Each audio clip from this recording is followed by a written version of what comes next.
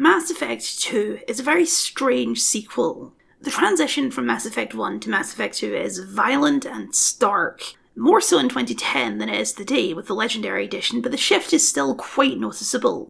It's a very different game with very different creative ambitions. It takes the story in unexpected directions, it takes the gameplay to an entirely different genre. It takes even more control away from the player in favour of a cinematic action extravaganza that happens to have some RPG elements in it. Mass Effect 2 is a risky game, riskier than any other game in the series, even Andromeda. BioWare took a hell of a gamble, but they had a full house, and ended up with the most critical and commercial praise the studio had ever seen. Critical appraisal of Mass Effect 2 has itself been on a very strange journey. If you ask the average gamer what the best Mass Effect game is, chances are high that they'll tell you Mass Effect 2. If you ask a game critic, then you'll get some very different responses. Including me, I often fall into the camp of thinking Mass Effect 2 is the weakest in the trilogy because of the ways it fails to live up to the promises of the trilogy, and how a lot of the problems with Mass Effect 3 really find their start in Mass Effect 2. And then I actually play Mass Effect 2 again. When it's in front of you, it's very hard to deny that Mass Effect 2 is a phenomenal, bordering on perfect game.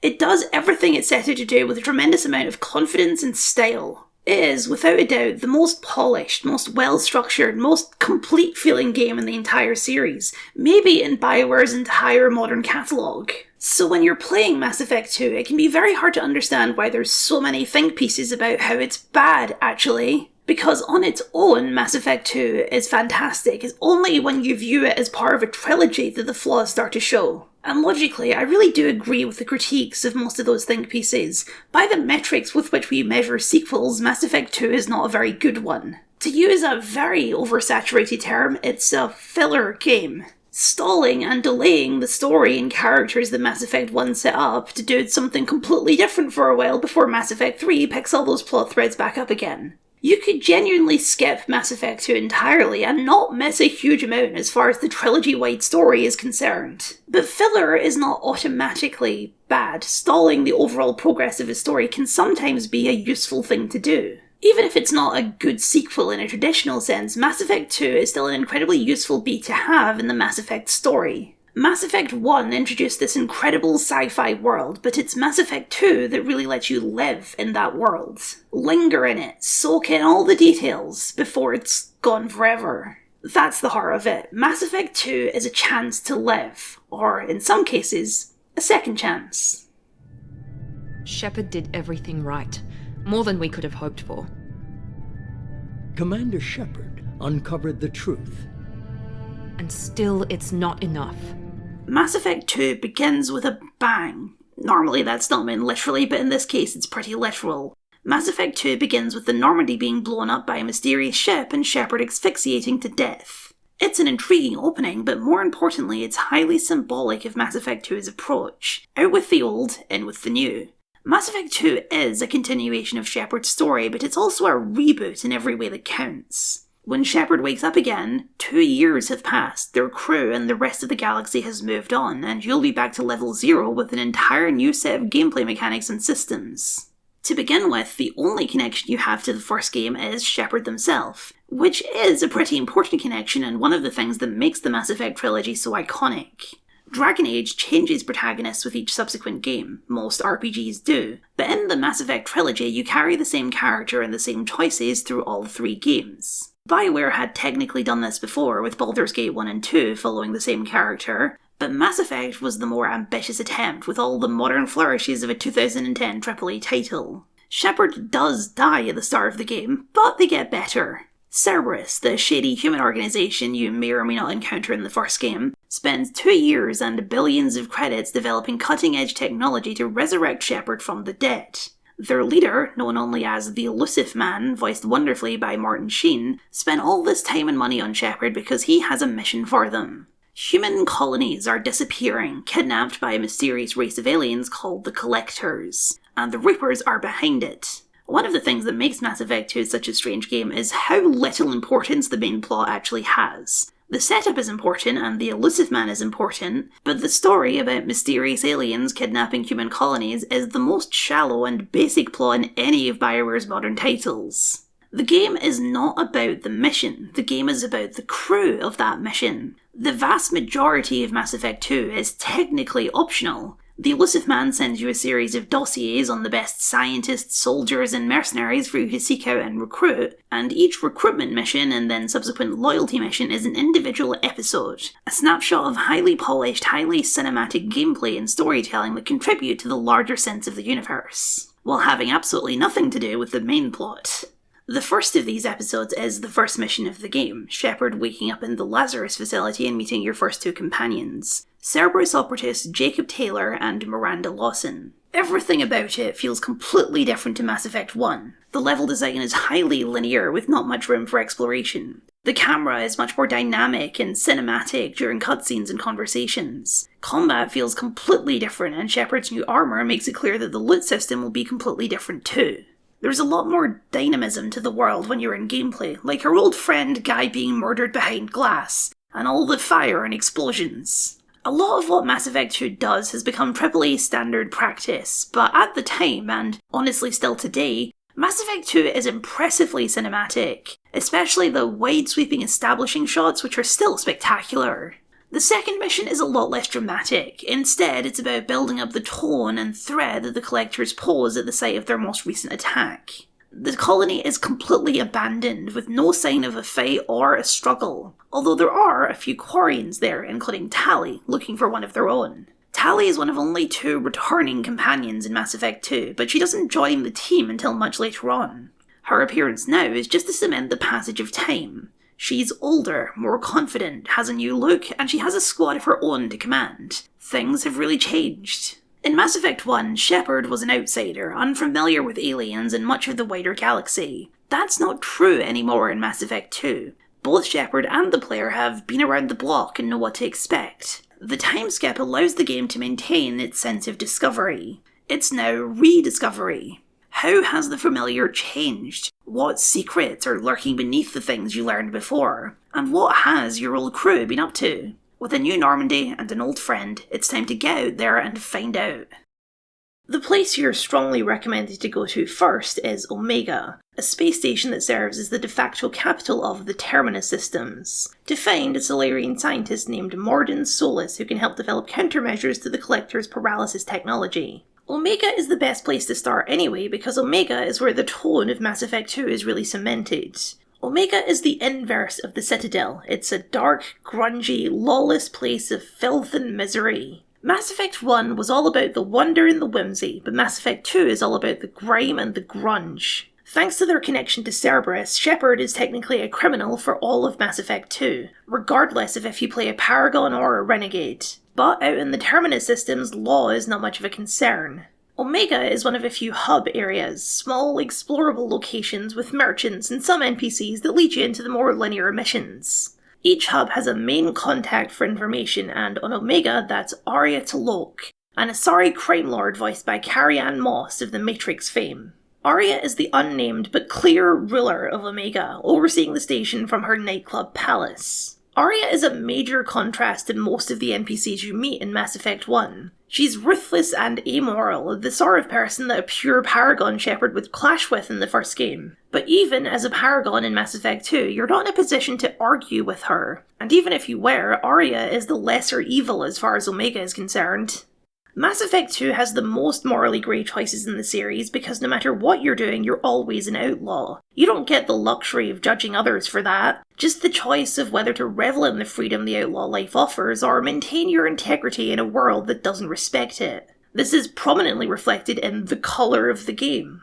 Both Mass Effect 1 and 3 are predominantly blue, but Mass Effect 2 is the most orange game I've ever played. The UI is orange, the places you go are orange, the Normandy is orange. The artists picked a theme, and that theme was orange.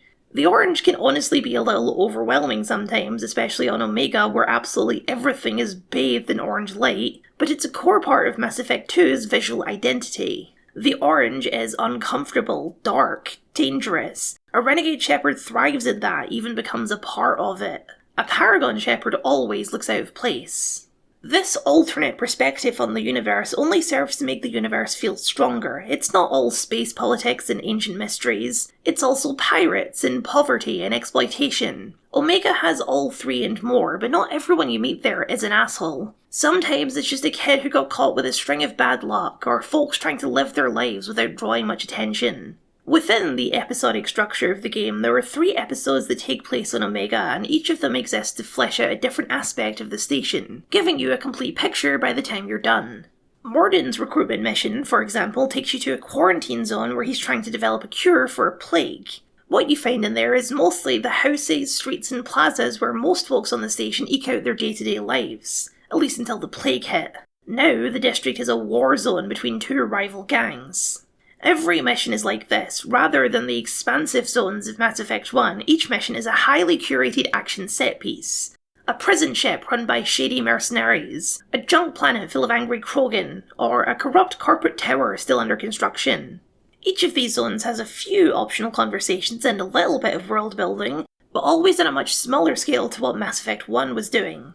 This is not a better or worse approach, just a different approach. Less player freedom, more structure, less characters to talk to, more cinematic flourishes, smaller locations, but more locations overall. Trade-offs, not losses.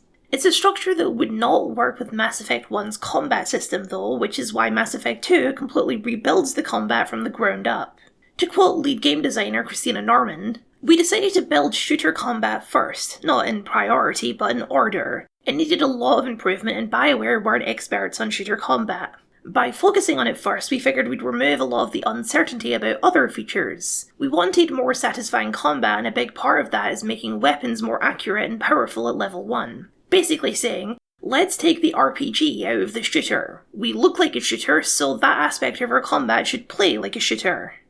This was the correct decision. It's hard to exaggerate how much better the combat feels in Mass Effect 2. The game accomplishes a rare feat for a Western RPG of the time. It's actually fun to play. One of the things that makes me so hesitant to do a big replay of Dragon Age is that I despise the gameplay of Dragon Age Origins. I don't like it in Dragon Age 2, I only tolerate it in Inquisition. It's not until the Veilguard that I consider a Dragon Age game actually fun to play. Mass Effect doesn't have this problem. The first game is fine, and starting with 2, the combat is genuinely good. It successfully transitions from the tactical hybrid combat of the first game to a crunchy cover-based shooter. Aiming feels sharp, the guns feel punchy, and all the various abilities and classes have been reworked to make them more unique from each other and also much more streamlined. The ability wheel still exists, but now you can assign 3 abilities to quick-tap buttons so you can use them without pausing the game. And each class now has its own unique abilities rather than the mix-and-match classes of the first game. You're a lot more fragile than you are in Mass Effect 1, and you'll get shredded pretty quickly if you're caught out of cover, especially on higher difficulties. But to compensate, the enemies also move much slower and more predictably than the headless chickens of the first game. Mass Effect 2 is one of my favourite games to play a sniper in. Slow, predictable enemies and heavy, punchy weapons make for a great sniper experience. That's not to say it's without challenge, quite the opposite. Mass Effect 2 is by far the hardest game in the series. Even on normal, the combat is balanced on a razor's edge, where a couple wrong moves in a row means instant death. And the higher you turn up that difficulty, the less margin for error you have. Played on the highest difficulty, Mass Effect 2 is absolutely a tactical game, probably more so than Mass Effect 1, requiring a perfect execution of a planned sequence of events. One of the things that really ramps up the difficulty is the addition of limited ammunition, which the first game didn't bother with. On higher difficulties, there is a genuine ammo scarcity issue, which requires careful shots and a lot more ability usage. Honestly, the highest difficulties of Mass Effect 2 veer into not fun territory for how frustratingly difficult it can get. But in the middle difficulties, there's enough challenge to make it interesting and enough player power to keep it fun.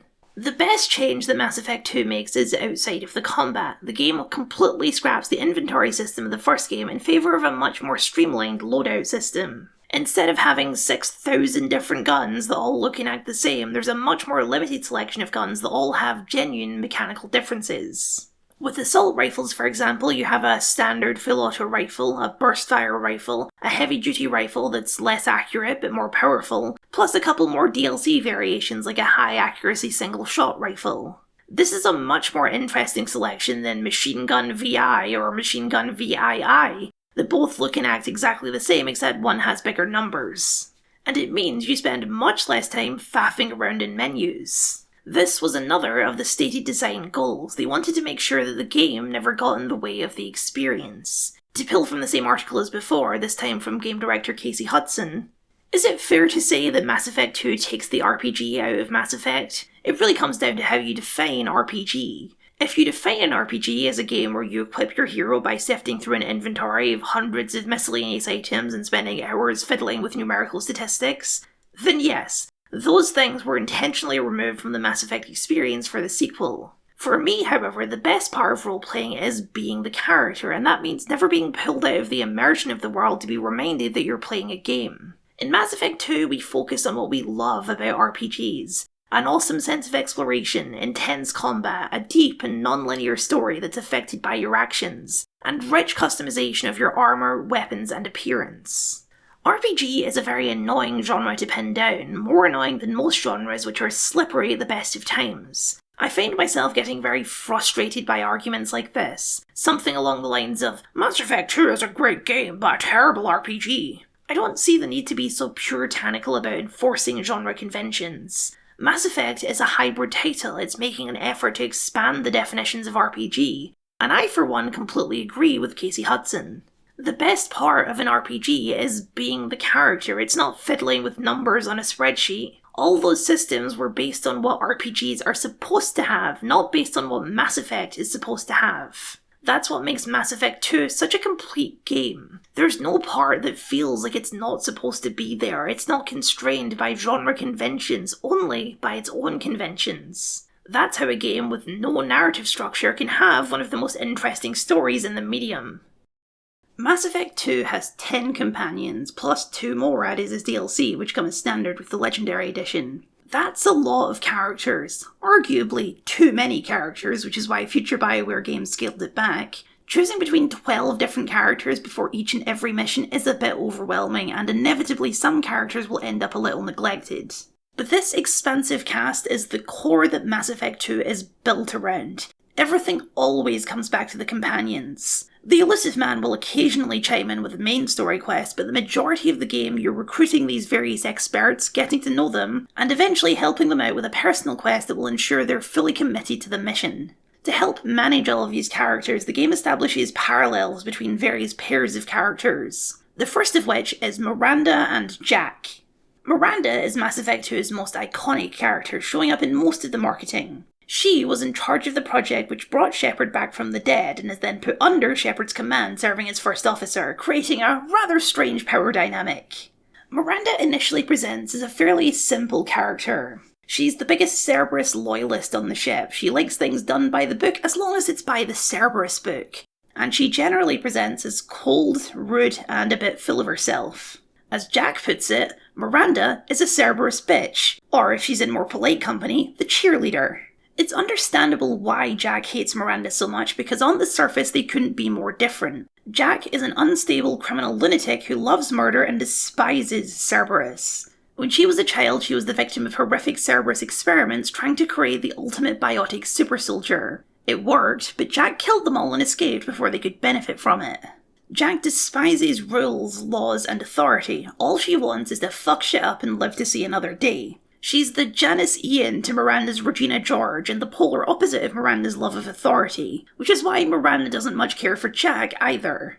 But what becomes clear as you go through their arcs is that Miranda and Jack are much more similar than they'd ever admit. Miranda reveals to you that she is also the result of experimentation. She's a clone of her father, a billionaire who wanted to build the perfect daughter through extensive genetic engineering. Like Jack, she ran away when she was a child. It's just that Miranda ran to Cerberus while Jack ran from Cerberus, and Miranda refuses to see the contradiction. An interesting lens into the characters is their designs. Mass Effect 2 is much more overtly sexualized than the first game when it comes to its female characters, but there's typically a reason for the sexuality, and that's most apparent with Jack and Miranda.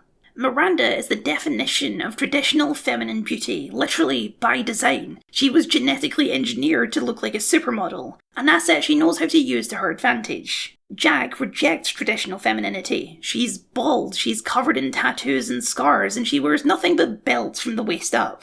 although I have no doubt she'd be wearing nothing if not for ESRB ratings.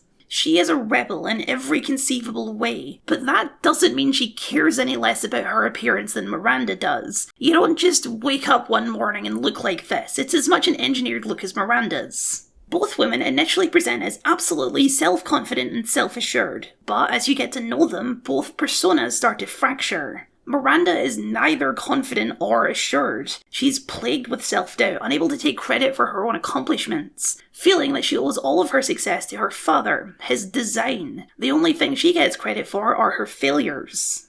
She struggles to see herself as a real person, so she makes herself a willing and very capable tool of Cerberus. Miranda's loyalty mission revolves around her sister. When she fled her father, she also rescued her baby sister, technically another clone like her, but created years later. She wanted Oriana to live a regular life with a normal family, so she left her in the care of the foster system and went to Cerberus to make sure her father would never find either of them. Only now, he has, and Miranda asks for Shepard's help in relocating her. Miranda's loyalty mission is the least interesting from a gameplay standpoint. It's just a few firefights with mercenaries in a series of warehouses. But the core of the mission is really about Miranda's vulnerability, how her cold confidence evaporates in the face of something that really matters to her. This connection to her sister is the one thing that makes Miranda feel like a real person, and it's from that connection that she can start to believe that she really is one.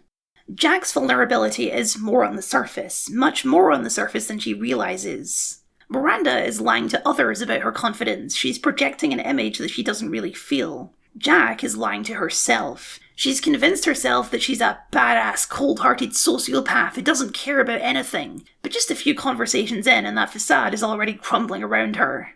Jack has been through hell. Her history is as naked as she is. She wears her various surgical scars and more recent battle scars under a layer of tattoos and nothing else. She did not escape the labs into a normal life. She escaped into a galaxy of slavers, pirates, and others who wanted to use her for their own ends. But this has not made Jack cold and unflappable. She's extremely flapped by everything. She's only driven by her emotions, as proven by her loyalty mission. As part of the agreement for working on a Cerberus ship, Jack wants full access to their files. She's looking for the facility where she grew up. It's long abandoned now, but when she finds it, she wants to go there, plant a big fucking bomb in the centre of it, and watch it explode from orbit. This is not the request of someone who doesn't care, it's the request of someone who clearly cares a lot. Jack's arc is about accepting her emotions, because despite what many try, you can't just bottle them all up forever and hope they go away. You have to accept them, process them, and, most importantly, accept the help of others with that process. Jack has serious trust issues built on the back of a decade of betrayal and lies. Shepard's willingness to help her opens up the possibility that maybe not everyone is an asshole who's out for themselves. This makes Jack the most interesting romance option in the second game. Both Miranda and Jack are potential love interests for a male Shepard, but Jack's romance has a twist. Early on, Jack will make a pass at you, just a casual hookup, not a serious relationship, and this will result in a quick sex scene. However, if you choose this option, Jack will stop talking to you. By accepting her offer, you're validating her worldview. You don't really care about getting to know her as a person. You want something, she gives it to you, and now the transaction is complete. To have a proper relationship with Jack, you need to reject this offer and prove that you don't just want sex, you want her. In this version, Jack will eventually let her guard down and allow herself to be vulnerable with Shepard, even crying in front of him, an exhale of emotions that she clearly needs. Instead of enforcing her unhealthy beliefs, you genuinely help her by forming a sincere emotional connection that she desperately needs, which is what makes it the most satisfying romantic arc in the game. That being said, you can still mess it up rather spectacularly. After you've done both Miranda and Jack's loyalty missions, the two of them get into a fight, with Miranda refusing to condemn Cerberus for what they did to Jack. You need to pass a high speech check to resolve this, otherwise you'll lose the loyalty and any romantic potential with whichever character you side with. Although why you'd side with Miranda in this argument, I honestly have no idea, but it's an option. None of this, at any point, has anything to do with the Collectors or the missing colonies. But that doesn't matter. That's not the point of Mass Effect 2. The point is this tangled web of interpersonal relationships and stories. Pieces of a collage that contribute to the greater whole. Miranda and Jack both have great stories to hear, and they're only 2 of the dozen that make up the entire experience. Not every story in that collage is a winner. One stands out as being a bit of a swing and a miss. In a cast of 12, Jacob Taylor is the only weak link, which showcases how impressive the cast of Mass Effect 2 is overall, and how frustrating Jacob is in contrast. There's no getting around the fact that Jacob is boring, the least interesting companion in the entire series, which at least to me makes him fascinating. What's his problem? Why doesn't Jacob work? I made a whole video about this back in the day, but it's worth revisiting. Jacob is a former Alliance soldier who joined Cerberus because he felt like the Alliance wasn't doing enough to help people. He's a good guy, he's loyal, that's pretty much the entirety of Jacob. It's impressive how much Jacob refuses to be interesting. He's not badly written, he's a concrete enough character. It's just that character is a really boring guy with boring opinions, a boring backstory, and a boring, bordering on slightly unlikable personality. Contrast him with his supposed rival, Thane Krios. Thane is a Drell, a rare species in the galaxy because they're mostly extinct. A few centuries ago, their planet was dying due to over-industrialization and a resulting war. The Hanar stepped in and took a couple 100,000 refugees, and in exchange the Drell have pledged their lives to the Hanar and serve as their agents, doing the things the big jellies are unable to do themselves. Thane was trained since childhood to be an assassin, a willing and capable tool of the Hanar. A bit like Miranda and Cerberus, but with much less self-doubt.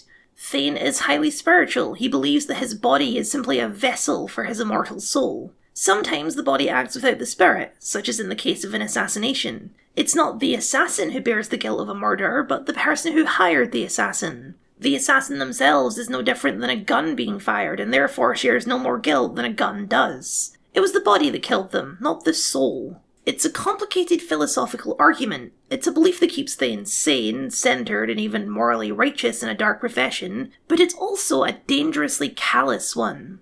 Thane feels guilt for some of his kills, but only the ones he chose to inflict himself, those who killed his wife long ago. Thane is also dying. The Drell come from a dry and arid planet but now live on the Hanar homeworld, which is mostly water. This leads to health complications for some Drell, like Thane. He has a terminal case of Keprel syndrome, a lung disease which gives him trouble breathing. He views Shepard's mission as a chance to atone and a noble cause to die for.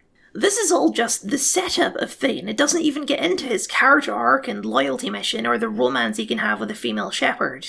Jacob just doesn't compare. The game tries to establish animosity between the two of them when Thane is first brought on board.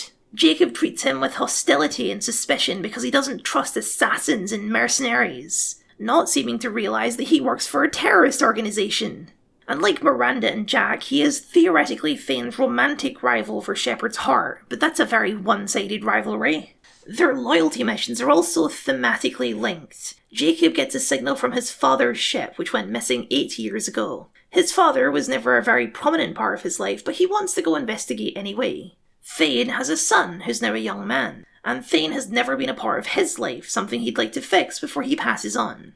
Jacob's loyalty mission is excellent, much more interesting than Jacob himself. Ronald Taylor is still alive, but not exactly a lost hero. All of the food on the planet his ship crashed on is toxic, causing neural decay in anyone who eats it. Ronald was the first officer on the ship, but the captain died in the crash, leaving him in charge. He ordered the crew to eat the toxic food while the officers maintained their faculties by rationing the supplies from the ship. They fixed the beacon a few months after the crash, but Ronald didn't send the SOS. Instead, he killed the other officers and lived like a king with the handicapped crew at his every beck and call. He was perfectly happy to spend the rest of his days like this until some of the crew got violent and turned on him. That's when he finally sent out the SOS signal. Ronald Taylor is a monster, a weak man who got a taste of power and abused the hell out of it in a perverse paradise of his own making. It's a great episode of Mass Effect 2, but the problem is obvious. Jacob's loyalty mission has nothing to do with Jacob himself. Jacob has resolved his daddy issues long before the game begins. Learning that his father is a monster doesn't change Jacob in any way, it's just a shitty thing he has to deal with on the side. Thane's loyalty mission is intrinsically tied to his character arc. His son, Koliat, has decided to follow in his father's footsteps, taking a job as a hitman. Koliat is an angry, resentful young man. His mother was murdered and his father abandoned him with extended family and had no interest in being a part of his life.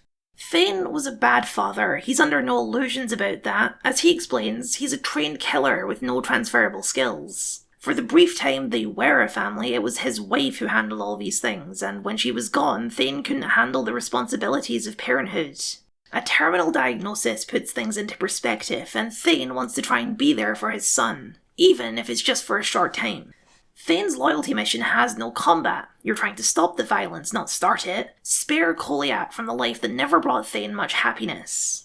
An interesting note about Thane is that he was designed as a love interest for women first and foremost, a deliberate inversion of the sexy alien babes trope that led to the Asari.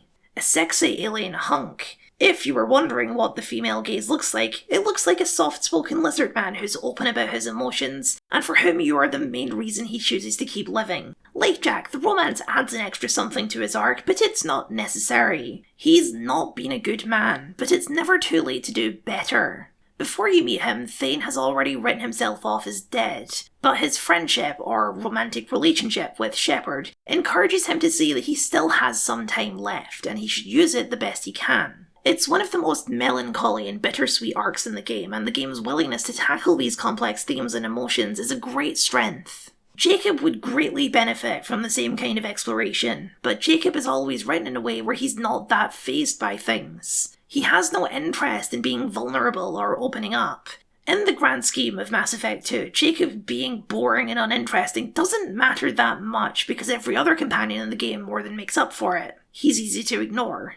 Which is ironic because Jacob was actually the star of his own game, a very short-lived phone game called Mass Effect Galaxy that was released in the lead-up to Mass Effect 2, and covers the story Jacob tells you about the time he and Miranda saved the Council from Batarian terrorists. Galaxy was not very good and not well remembered, hence why there's not any projects to revive it or emulate it online, but it does speak to an interesting thing about Jacob.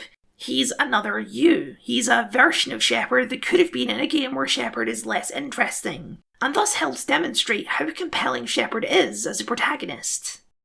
Continuing on what the first game established, Shepard is an even stronger character in the second game. Regardless of if you're going Paragon or Renegade, Shepard has set character traits that are completely outside of player control, like their use of dry sarcasm, their sense of duty to the task at hand, and their absolute confidence in their own ideals, be those ideals Paragon or Renegade. Shepard's personal arc across the game is all about the burden of leadership. 12 strong, often contrasting personalities is a lot to manage, and it requires an iron will to do so. That's ultimately why the Elusive Man brought Shepard back, because they're more than a soldier. They have the spark, the twinkle in their eye that makes people trust them enough to follow them into hell itself.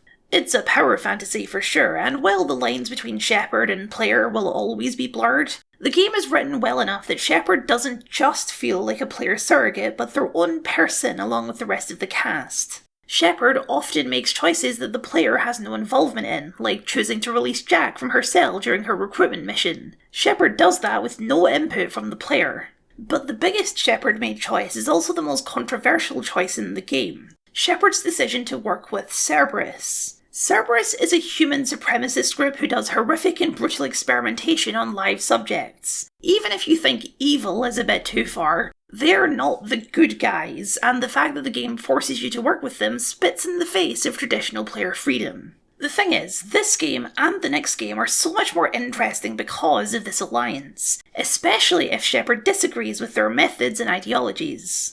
A reluctant partnership makes for good drama and gives you an inside look into the organisation that you couldn't possibly get if they were always your enemy. So the game engineers a situation where working with Cerberus is the most logical option. This is something that Shepard has chosen to do, and you don't get a say in it, which is heresy by traditional RPG standards, but that just gets back to how Mass Effect functions as an RPG. You control Shepard, but you don't have complete ownership over them. Within those constraints, the game does offer a wide variety of interesting choices, and Mass Effect 2 is probably the best game in the trilogy at balancing the Paragon-Renegade split. For as worthwhile as that split is, I already discussed my feelings on Renegade in Part 1. Mass Effect 1 and 3 lean towards a Paragon hero, but Mass Effect 2, with its explorations of criminal empires and terrorist organisations, leans much more Renegade, and the best demonstration of that is the interrupt system. During conversations, situations may arise where you can interrupt whatever's happening to perform either a Paragon or Renegade action. Stopping a companion from killing someone would be a Paragon interrupt, while shooting that person yourself would be a Renegade interrupt. It adds an extra layer of interactivity to the conversations, but also acts as a kind of impulse control depending on which Shepard you're playing as. Are you so ruthless that you'll sit there and watch this guy choke to death instead of giving him some Medigel to ease the pain? Are you so noble that you won't stab this guy in the back to give yourself an advantage in the firefight later? That's often the dynamic of the Renegade interrupts. It's easy and more efficient to abandon nobility. This Krogan will yap for eons about the greatness of his clan, and the entire time he's standing over a fuel line. Tactically, you gain nothing by not blowing him up, you just have to kill him in a firefight instead. The only thing you're holding on to is your sense of nobility. Mass Effect 2 also contains the only times I can think of that being a Paragon goody two-shoes actually bites you in the ass. During the recruitment mission of Samara, another companion we'll talk about in a bit, you come across a merc hiding away and pleading for her life. But she's lying, she's a murderer, she enjoys murder, she's just playing the innocent little girl act to trick you so she can escape. If you don't fall for it, she drops the act and tries to blast you with a shotgun. You are being naive by letting her live. But it swings the other way. In another mission, you pose as mercenaries with the full intention of betraying the mercs later. As you're leaving, a plucky kid comes to sign up. If you don't snatch his gun and break it in front of him to scare him off, then Garrus will just blow his brains out. You have to make the active choice to save this kid's life. I still find Paragon vastly more satisfying to play, but it's made more interesting by making Renegade a more justifiable perspective. There are plenty of characters who will respect a Renegade Shepard more than a Paragon one. But to hold to your values in a world that expects you and tempts you to do otherwise is much more compelling to me. Yeah, you can stab this guy in the back, nobody will notice or care if you do, but it's not a noble thing to do. Does this mercenary asshole want or respect that nobility? Of course not, but that's not the point. True nobility has to be its own reward. Mass Effect 2 adds a visual component to the Paragon Renegade system. When you first wake up, Shepard still has scars from the Lazarus Project, orange glowy scars where the cybernetic implants are holding their face together. If you're playing Paragon, then these scars heal over time, returning Shepard's face to its natural state.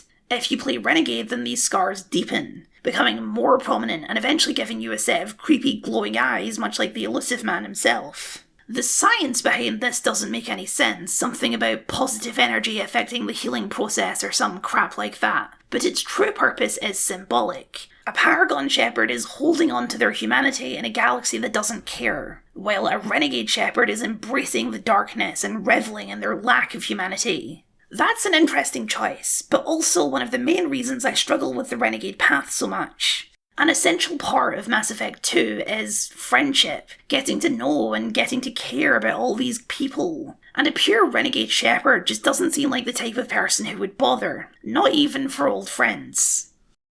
When the Elusive Man is first telling you about the team you're putting together, you have the option to try and reject him. After all, you already have a team. But 2 years is a long time. Like Tali, they've all moved on and are living their own lives now.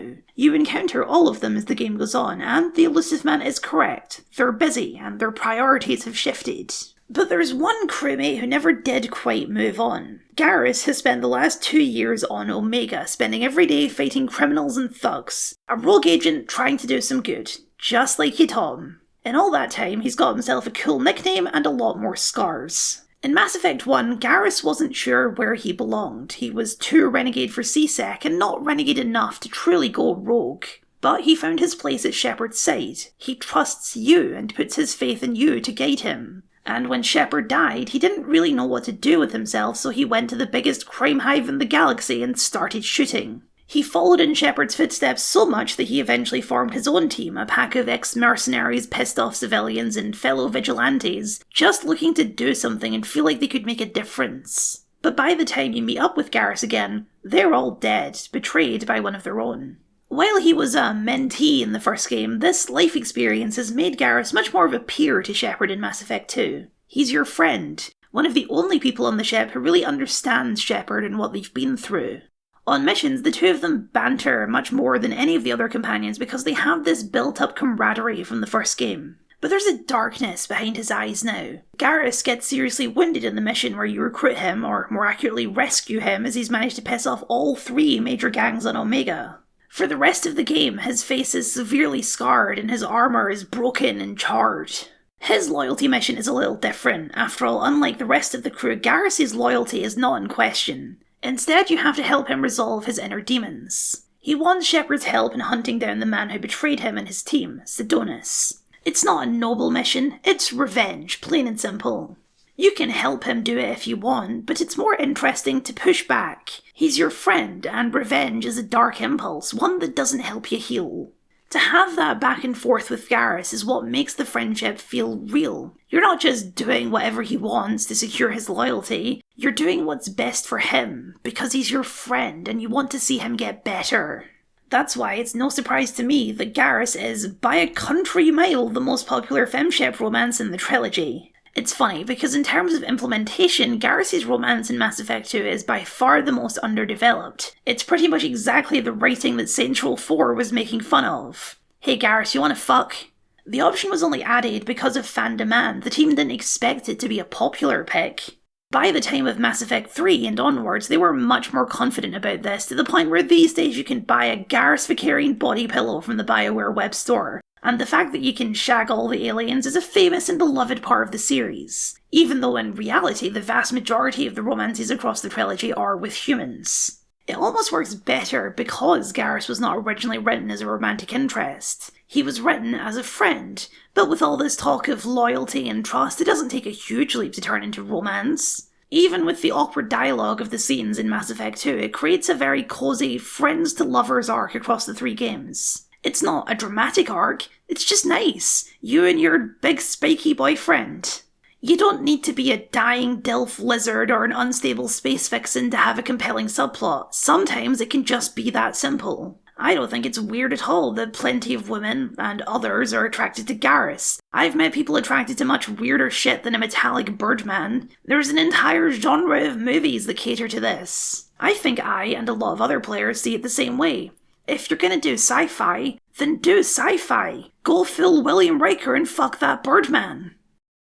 The only thing that might complicate that is your choices in the first game, because not every returning character is treated with quite the same grace as Garrus. Once you've gathered up the first batch of recruits, you'll get a mission to head to the colony of Horizon, which is currently under attack by the Collectors. Kaidan or Ashley, whichever one survived the first game, is stationed there, and the scenes with the Vermeer survivor are frustrating. Both characters have almost identical dialogue in the scene. They're mad at Shepard, annoyed and suspicious that they're working with Cerberus, and completely unwilling to give them the benefit of the doubt. The dialogue will be slightly different if you were dating them in the last game, but not that different. They'll still be very hostile and refuse to listen to you. The scene is supposed to be frustrating. You're supposed to be annoyed enough with them that you may consider the relationship over and fall into the arms of someone else. Which a lot of people do anyway, because Mass Effect 2 has more interesting relationships available, but it feels out of character how unreasonable they're being, especially Kaidan. You just saved their life and the lives of half the colony. You're obviously not the bad guy, but they just nut at you and walk off in a huff, not to be seen again until Mass Effect 3. It's not the conflict that's the problem. Conflict is the beating heart of storytelling. It's the obvious artificiality of the conflict. The absolute blind hatred they have for Cerberus with no clear reason why. And there's tons of reasons to hate Cerberus, they just don't give any good ones. The Elusive Man is a fantastic character because he's a liar and a manipulator who you know you can't trust. He lies to your face multiple times. The only thing you can truly trust him to do is work in his own self-interest, which is why for now your goals are aligned. He is the ultimate expression of a renegade. He trusts no one, he doesn't get emotionally involved with anyone, and he will do whatever it takes to win. But he is a true believer in the cause. His cause. Human supremacy. He sacrificed his own personhood in the pursuit of it. It's annoying that Ashley is so hostile to Cerberus because philosophically the Elusive Man makes a lot of the same arguments that Ashley does in the first game. He doesn't hate aliens, he just doesn't trust them. He believes that permanent mutual cooperation with other species is impossible, and that humanity has to be prepared for the inevitable war. This is what drives the experiments like the ones done on Jack or the ones you find in the first game. He will do whatever it takes to give humanity the advantage. Ethics are a distraction that gets in the way of progress. But it's because he's a true believer in his own heroism that he spends so much resources bringing Shepard back from the dead. Not as a clone and not with some kind of mind control chip in their head. Shepard is humanity's biggest hero after the events of the first game, and the Elusive Man wants to keep that symbol alive. It's also why he funds the mission against the Collectors and generally acts as a force for chaotic good in the game. Unlike the Council, he's more than willing to believe in an existential threat like the Reapers because he's been preparing for an existential threat this whole time. The existence of the Reapers validates everything he already believed, and he gets quite annoyed with Shepard for being so wrapped up in things like honour and morality. Mass Effect 2 doesn't really have a main villain. There is a voice that speaks through the Collectors and taunts Shepard, Harbinger, but there's not a conversation with Harbinger until the very last DLC. It's just the menacing voice of the Reapers looming on the horizon. On the horizon. You meet Harbinger on horizon. I just got that. God damn it. Anyway, it's the Elusive Man who takes the antagonist role, even though he's helping you. You can take the low road and agree and capitulate to the Elusive Man, which pleases him a great deal, but it's more dramatically interesting to call him out on his bullshit wherever possible. You're even able to undermine Cerberus at a few points in the game.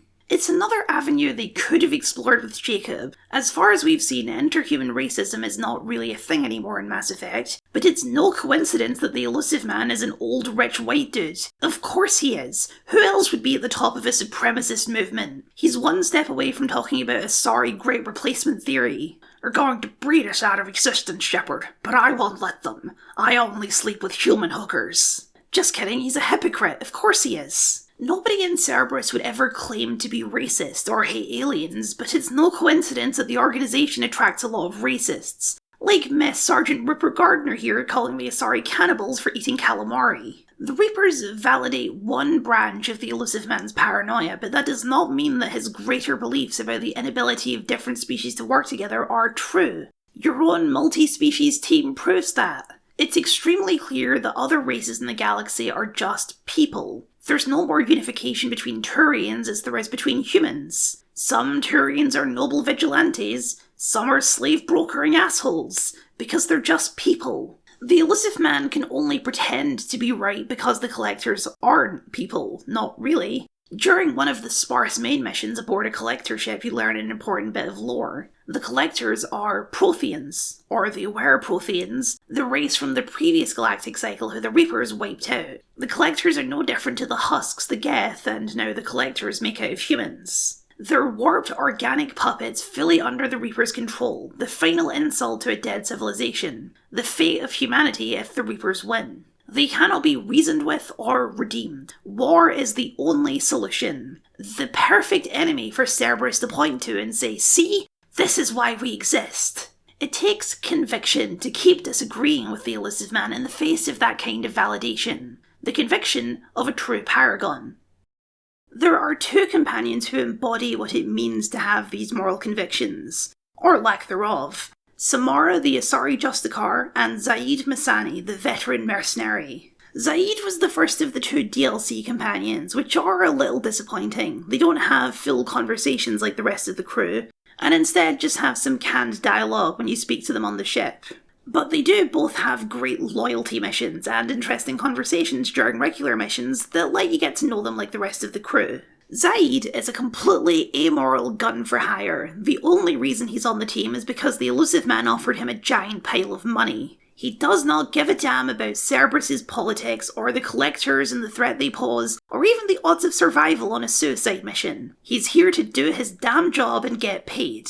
He's a grumpy, unsociable old bastard, but that's not really a hindrance in his particular line of work. Outside of the Collectors, the vast majority of enemies in Mass Effect 2 fall into one of the three big mercenary bands, the Blue Suns, Eclipse, or the Blood Pack, each made up of different varieties of aliens and specialists, and Zaid serves as your window into this particular corner of the galaxy. Zaid was one of the founders of the Blue Suns a few decades ago, but he was betrayed by his partner Vito, who had him held down and shot in the head. But he lived. Rage is a hell of an anesthetic. When you pick him up, Zaid tells you that he has a mission that needs doing, freeing an oil refinery from the Blue Suns. But that's not really what Zaid cares about. Vito is there, and he wants to return that billet. With no input from the player, Zaid takes it upon himself to start blowing shit up as soon as Vito is in his sights. This is an oil refinery with innocent civilians inside, so things escalate very quickly. If you're a renegade, then you can just go along with Zaid and let the people burn, but the Paragon thing to do is to forget loyalty and go save the refinery workers. Which leads to one of the only times where a Paragon interrupt is to punch someone in the face. If you do this, then Vito will get away and Zaid will turn his gun on you for costing him his revenge. You have to pass a very high speech check in order to secure his loyalty at this point, or if you do this mission after resolving the main plot, you can actually leave Zaid to burn to death in the fire he created. Although that's obviously not a very Paragon thing to do. Zaid is a dangerous man with a dangerous attitude. That's not uncalled for on a suicide mission, but a loose cannon is only useful if there's nothing else it can hit. Zaid is one of the only truly amoral companions in the series. He stands for nothing except his own self-interest. He does not care for or respect a Paragon's idealism, and a Paragon Shepherd doesn't much care for him either. But he's the best at what he does, and what he does isn't very nice. If Zaid represents another ultimate renegade archetype, then Samara represents an ultimate Paragon one. The Justicars are a monastic order of Asari warriors who follow a rigorous code of righteousness and altruism, and are compelled to root out crime and corruption wherever they find it. The justice of the Justicars is extreme. They kill without mercy or remorse, and follow no laws but the laws of the Justicar Code. Within Asari culture, the Justicars are mythical figures, the subjects of adventure stories and ancient legends. Samara describes them as something like the Knights Errant crossed with a bit of samurai, but the word she's really looking for is Jedi. Biotics were always basically space magic in the first game, but Samara makes that connection much more explicitly mystical. All Asari are able to use biotics naturally, and so unlike humans, where it's considered a scientific phenomenon, the Asari have a spiritual connection to these abilities, and train to use them in the same way one would train to use magic in a fantasy setting. Justicars forgo all earthly attachments to become keepers of the peace. The Justicar Code is an extremely black and white document. Things are either good or they are bad. There is no room for shades of grey. Just as Zaid has no respect for a Paragon, Samara has no respect for a renegade. In fact, she will calmly explain to you that she's going to kill you once this mission is over, as the code dictates. The only reason she doesn't do it now is that she swears an oath of loyalty to you when she joins up, so that your orders can't contradict the code. But she will return to the code once the mission is complete. Zaid has no morals, but Samara has only morals. It's the moral conviction that drives her entire life and has done so for the last 400 years. But like most of the Jedi in Star Wars, Samara is not emotionless. She's kind, deeply compassionate and empathetic. Her friendship with a Paragon Shepherd is gentle and sincere, and as it turns out, full of conflict and guilt. Samara is almost 1,000 years old. She was not always a Justicar. This life was a choice she made, and not one she made lightly. In her youth, she was a mercenary, much like Zaid, though she had some lines she wouldn't cross, like slavery. Eventually, she settled down and started a family, but that's when everything took a turn for the worse. She had 3 daughters, and all 3 of them were born Ardart Yakshi, a rare genetic aberration that means that rather than the gentle melding of regular Asari reproduction, they kill their partners and consume their essence. 2 of her daughters agreed to a life of solitude and chastity. The 3rd, Morinth, chose to run, murdering her way across the galaxy. This is why Samara became a Justicar. She's spent the last 400 years hunting her runaway daughter, and her loyalty mission is when she finally catches her, with Shepard's help. The mix of regret, guilt, and deep sadness within Samara as it all unfolds is deeply compelling. It's only her commitment to such a rigid moral code that allows her to go through with the mission. Filicide, the act of killing your own children, is one of the most deeply taboo acts in any culture, even if Morinth is a serial killer. Helping Samara go through with it is the most emotionally complex mission in the game. But you don't have to help her. There's always the wildcard 13th option. If you're able to resist Morinth's control, then when the time comes you can choose to side with Morinth instead of Samara. If you do this, then Morinth will kill Samara and take her place on the team, and even though this is clearly a very renegade option even for renegades, There is at least one compelling reason someone might do this. The Ardart Yakshi are a very uncomfortable concept. They're sex vampires, although in many depictions of vampires that's really a distinction without a difference. Dark figures that seduce you with their sensuality before striking and leaving you drained. It's a fine thing to add to the mysticism of the Asari, a dark corruption of the benevolent sexuality the Asari usually represent. Unfortunately, they also made it a metaphor for AIDS. There's an excellent article by Grace Benfell on Vice that I'll be pulling from in this section, but it goes like this. Back in Mass Effect 1, Liara explains that she's what some Asari call a pureblood, meaning that both of her parents are Asari. This is considered an offensive term, but the idea behind it is that since the Asari take on the essence of their partner for their children, it's better for the children to have a parent of a different species. It creates a more unique individual. If both parents are Asari, then nothing has been gained. It's a bit of a social taboo to mate with other Asari, which makes it the Asari equivalent of a queer relationship. I have no clue why they threw this into Mass Effect 1, other than the idea that it makes Liara more of a social outcast. But it almost never comes up in the game, so I especially don't understand why they tripled down on this in Mass Effect 2. Samara is also a pureblood, as are her 3 daughters, and as Samara explains it, Ardart Yakshi could only be born from unions of 2 Asari, which is another reason why the pureblood stigma is so prevalent amongst Asari. A curse bestowed upon only metaphorical gay people. Morinth was born with a genetic defect which makes her sex deadly and also makes her crave death sex. A true and tested sexual deviant in all the worst ways Fox News throws around the term. To quote Grace Benfell, her condition, her own urge to kill, comes from a genetic defect, echoing eugenics and fascism. She is literally a degenerate, a person who cannot live. Samara calls her a disease to be purged.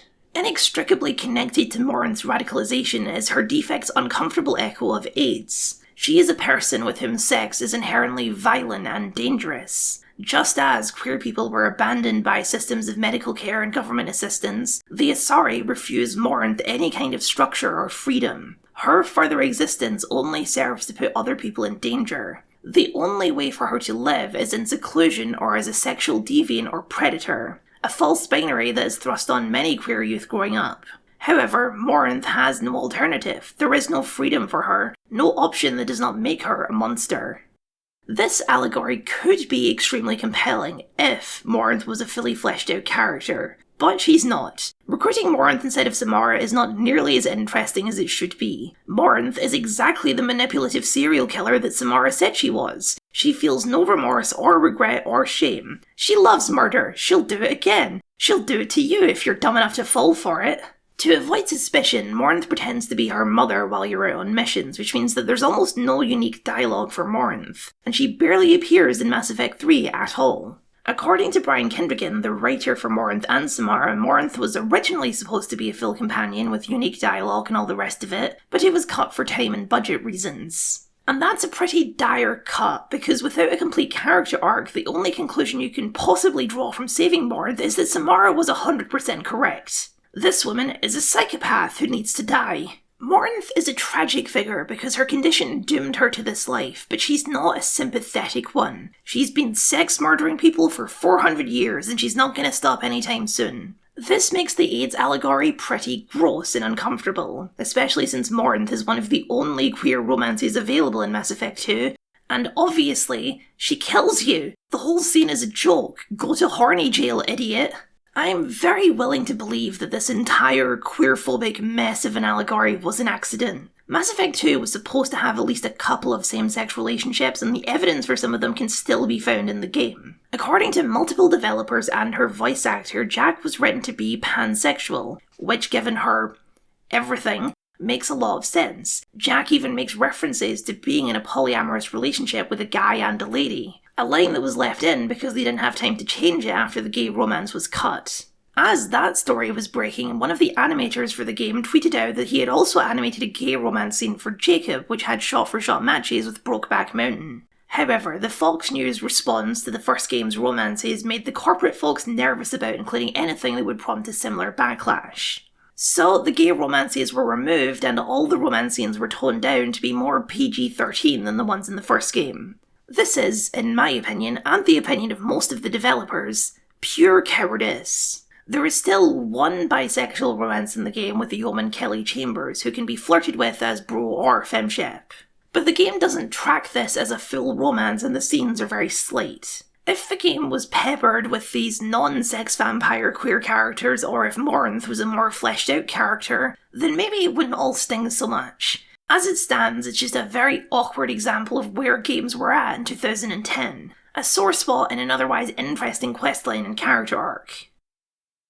The second DLC character is a master thief named Kasumi Goto, and Kasumi isn't quite as interesting as Zaid. She's a D&D style rogue, fast on her feet, fast with her words, and will usually do the right thing when she's up against the wall. She is a criminal, but in an impish sort of way, more mischievous than malicious. Where Zaid will tell you war stories in his Normandy chats, Kasumi generally gossips about the goings-on of the rest of the crew and whatever romance you might be aiming for. This is actually pretty fun as far as canned dialogue goes, and it's something that all the crew start doing in Mass Effect 3. It's nice to hear at least one other person has opinions on the things that are happening and isn't content to just sit in their room all day and ignore everyone. Kasumi is a perfectly serviceable character. She's peppy and likeable and pretty cool looking, but the real draw of her DLC is her loyalty mission more than Kasumi herself. It's the most straightforwardly fun of the lot, a classic heist. Shepard is dressed to the nines to infiltrate an arms dealer's mansion and break into his vault during a fancy party. A little taste of James Bond in the middle of this sci-fi game. Mass Effect games are not comedies, but they can be quite funny when they want to be, and since Kasumi's whole deal is being quippy and light-hearted, her loyalty mission takes on that tone. The vault has a ton of fun little Easter eggs in it, like a statue of an ogre from Dragon Age, or the head of Lady Liberty and a whole story about how the statue was destroyed and rebuilt. But the mission is not all gags and light-hearted fun. The heist is much more personal than Kasumi initially lets on. She's after the grey box of her old partner Keiji, a brain implant that stores memories and other information. The arms dealer killed her partner and took it, and she wants it back. Keiji uncovered some sort of secret that could apparently start wars if it got out, but when she gets it, it's clear that's not really why she wants it. Keiji was her partner in more ways than 10. When she gets the box, she ignores the dangerous intel entirely and skips to what she's really after: the memories of their time together. Keiji wanted her to destroy the box, but she resists that. She's not ready to let go of these memories. There is more to Kasumi than quips and kleptomania. She's dealing with intense grief, and she leaves it up to you to decide the best way to process that. Destroy the box and move on, or keep it and hold on to those memories. The loyalty missions have to carry the majority of the weight for the DLC characters, covering the entirety of their arcs rather than having it spread over multiple missions and conversations. Both do a fine job, but there's always the lingering feeling that there could be more. Both Kasumi and Zaid were intended to be in the game from the beginning, even if the exact details of their characters weren't nailed down. One of the inspirations for Mass Effect 2 was the Dirty Dozen, and you can't have a Dirty Dozen without a dozen. Within a team of 12, it's impossible not to have some overlap. While Zaid fills the role of amoral mercenary badass on the team, he's not the only shock trooper on board. One of the dossiers is for a Krogan warlord named Okir, a man potentially older than Rex and much less noble. But Okir dies on the recruitment mission, sacrificing himself to save his prized creation, a tank-grown Krogan designed to be the perfect soldier. Grunt, as he names himself, is designed to be a contrast to Rex in every way. He's young, impulsive, quick to violence and anger, and is in every way a much more traditional Krogan than Rex ever was. He has the voice of a man, but the attitude and impulse control of an angsty teenager, and now he's your problem. Grunt has one of the simplest arcs in the game. Of course he does, his story literally begins as soon as you meet him. He has no friends or family, and you're basically his mum. You did birth him, after all. I kind of struggle to enjoy Grunt. He's not boring, but he is a very one-note character, falling into the warrior race cliches and all the ways that Rex managed to subvert. Grunt loves to fight, he loves to talk about fighting, he has no other hobbies aside from food. Grunt is voiced by veteran voice actor Steve Bloom, who also happens to voice literally my most hated companion in any BioWare game, Ogryn in Dragon Age Origins. It's to the game's credit that Grunt is nowhere near as annoying as Ogryn, but they are drawing from the same kind of archetype that I just do not enjoy. Grunt is much more interesting for where his quest takes you than for his own part in that quest. Grunt is having some uncontrollable rage issues, so you have to take him to Chachanka, the Krogan homeworld, to figure out what's wrong with him. Tachanka is where you can feel the biggest effects from your choices in Mass Effect 1 rippling into Mass Effect 2. There are lots of small connections. If you spared the Rachni Queen, then you can meet an Asari with a message from her. There are various other NPCs who can show up if you met them in the first game. You also have a brief meeting with the Council if you saved them, where they're as helpful as ever. But Tachanka has by far the most feedback. Almost every line of dialogue on Tachanka will be different depending on if you killed or spared Rex on Vermeer. If Rex is alive, then you arrive on Tachanka as an honoured guest. Rex has come back home, taking control of his clan, and is implementing all of the reforms and changes he talked about wanting to do in the first game. Pissing off a lot of people, but he has the respect and the vision to see it through. If Rex is dead, then you arrive as a suspicious outsider. Rex's brother Reeve has taken control of the clan, and Reeve is nothing more than an opportunistic powermonger. He's more cordial than you may expect, considering you killed his brother, but Reeve was no believer in Rex's cause. He's quite happy the way things are, because the way things are keeps him comfy on his throne.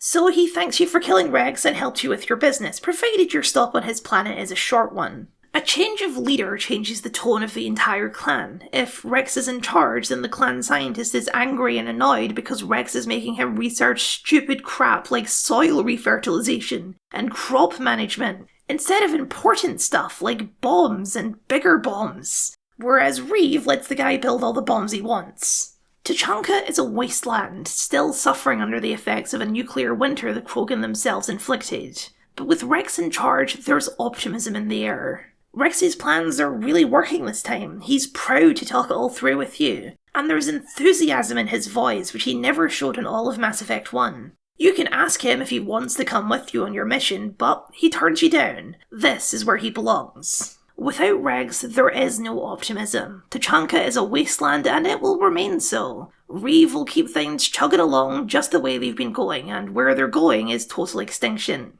Reeve has no interest in fixing that. His throne is far too comfy to risk rocking any boats.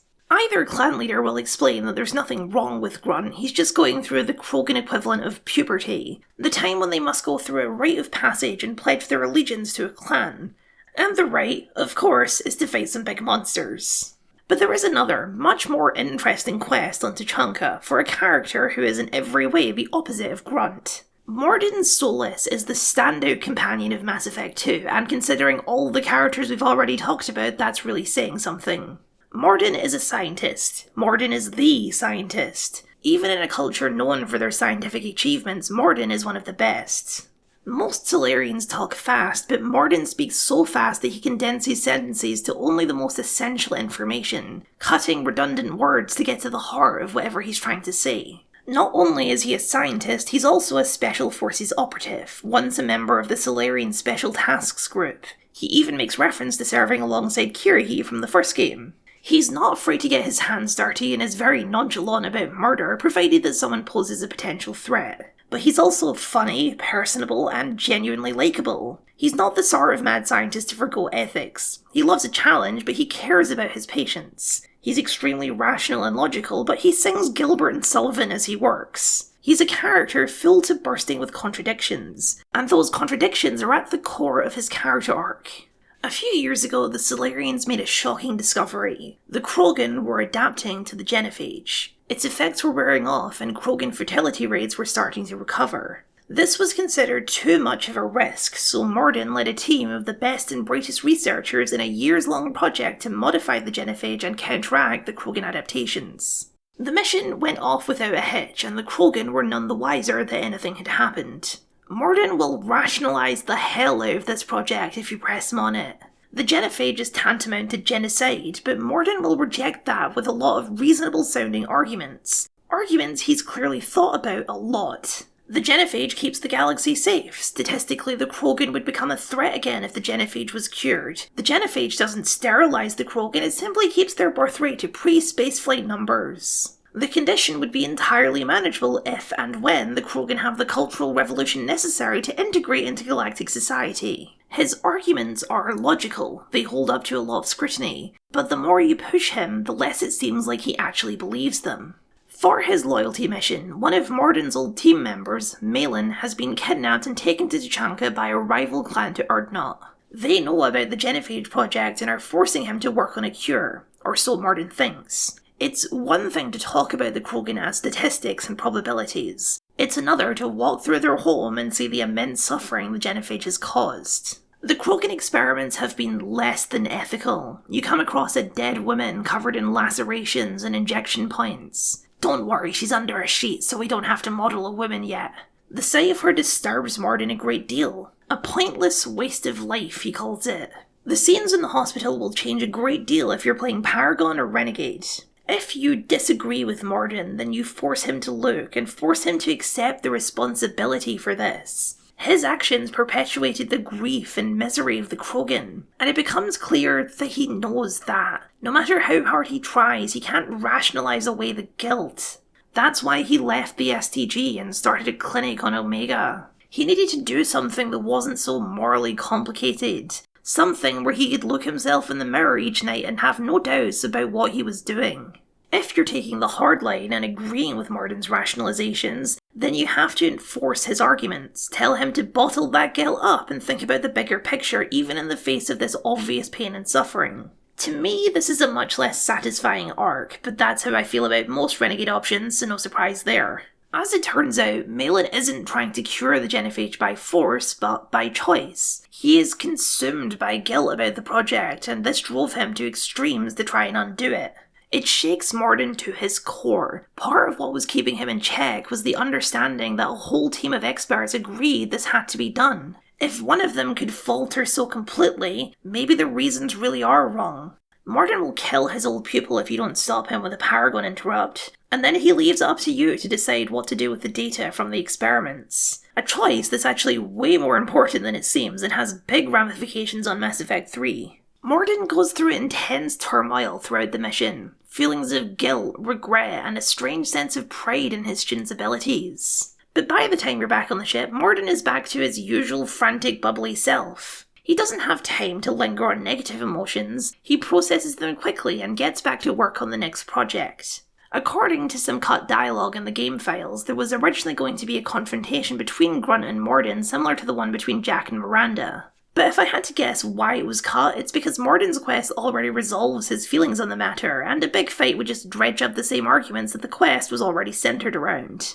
Rex is still ultimately the best window into the Krogan, but Grunt and Morden offer two alternate looks into their culture and history. Grunt in the small picture, getting to know the Krogan through their rituals and their political structures, and with Morden getting to see the bigger picture, why the genophage exists and the damage that it's done. But even as interesting as all that is, it's not the true conflict that the Mass Effect trilogy revolves around. Tali serves a very important role in Mass Effect 2. More so than even Garrus, Tali is here because she's your friend. Garrus was on the dossiers before his identity was known, but Tali is recruited just as Tali. She's on the team because Shepard wants her on the team. She's a talented engineer, no doubt about that, but she's by far the most normal person amongst the lot. She's not a world-renowned scientist like Morden, not a mystical warrior like Samara, not even a professional soldier like Jacob. Tali is just a good person trying her best to do the right thing. Tali is a much stronger character than she was in Mass Effect 1. Now that all the exposition about the Quarians and the Geth has been established, Tali is given room to be her own person within all of that. She's more confident and less naive than she used to be, which means she has stronger convictions, but is also more willing to be loose and joke around a little bit with her friends. She's cute and generally pleasant to talk to, which is probably why the game really sticks the knife in and sends her through the ringer a couple times. When you pick her up, almost her entire squad has been killed on a scientific research mission in Geth space. And after she's been back on the Normandy for a while, she gets a call that she's being accused of treason. Tali's loyalty mission is arguably the most important mission in the whole game, aside from the suicide mission. Tali takes you back to the Migrant Fleet for her trial, where you're introduced to all of the members of the Quarian Admiralty Board and the delicate balance between them and their various perspectives on war with the Geth. Tali's trial becomes the battleground for a much bigger argument that ends up being the centre of the Quarian plotline in Mass Effect 3. On one side you have Admiral Gerrel, a military hardass who's in favour of waging a war against the Geth to reclaim the homeworld. On the other side you have Admiral Chorus, a peace-loving pansy who thinks that trying to negotiate with the Geth or finding a new homeworld are better alternatives. Then in the middle you have Admiral Zen, an amoral scientist who doesn't care for either and just wants to study the Geth, and Admiral Ran, a completely ineffectual centrist. While the Quarians are hard to differentiate because of their envirosuits, the game gets around this by casting a bunch of recognisable voices for all of the Quarian Admiralty. Geralt is voiced by Simon Templeman, who previously voiced Loghain in Dragon Age. He also just got his face punched through in Wonder Man, which is very funny to be watching at the same time as working on this video. Zen is voiced by Claudia Black, another Dragon Age alumni, as well as several famous sci-fi roles like Farscape and Stargate. Ran is voiced by Shahore Agdashlu, famous for being in absolutely everything, and Chorus is voiced by Martin Jarvis, who also voiced Alfred in the Arkham games. Even Cal Rieger, the survivor of Tally's team, is voiced by Firefly's Adam Baldwin. It's an absolute feast for the ears, but it's written strongly enough that Tally never gets lost in it all. She's the only reason you're here. The Quarians strip her of her title before you arrive, renaming her Tally Zora Vast Normandy, meaning that Shepard, as her captain, has to be the one to speak for her. And you need to navigate all of this political bullshit in order to clear her of the charges you know are false. One admiral is notably absent from the proceedings. Rael Zora, Tally's father. That's because he's dead. His ship and all of the crew were killed when a squadron of Geth seized control of the ship, and the admirals are blaming Tally for the incident. None of them really think Tally is responsible. She's a scapegoat for a wider movement within the flotilla that wants to stop the fighting and experimenting on the Geth, led by Chorus. He is a political schemer and manipulator, but when you dig into his political position, he actually comes across as by far the most reasonable of the bunch. He schemes in the name of peace. Geralt is the friendliest and openly on Tally's side, but he's a moron. He wants to throw forces at the Geth in a doomed war out of pure bitterness and resentment. By the time Mass Effect 3 rolls around, a player's sympathy is swapped completely between these two, even though their positions have not changed. The admirals agree to let Tally go to her father's ship to look for evidence that could exonerate her, but Tally is only really going to try and rescue her father, a mission that's clearly futile. The moment where Tally finds her father's body is so genuinely sad because of how undramatic it is. There was no big sacrifice, no final goodbyes. You just find his corpse in the middle of a hallway. The entire incident was his fault. He brought the Geth online himself, looking for a way to control them, a way to reclaim the homeworld for his daughter. As Tally explained in the first game, he was not a warm, present father. He did not hug or talk or show affection to his daughter. This is what he did instead. There's a horrible mix of sadness, guilt, pain, anger, and resentment.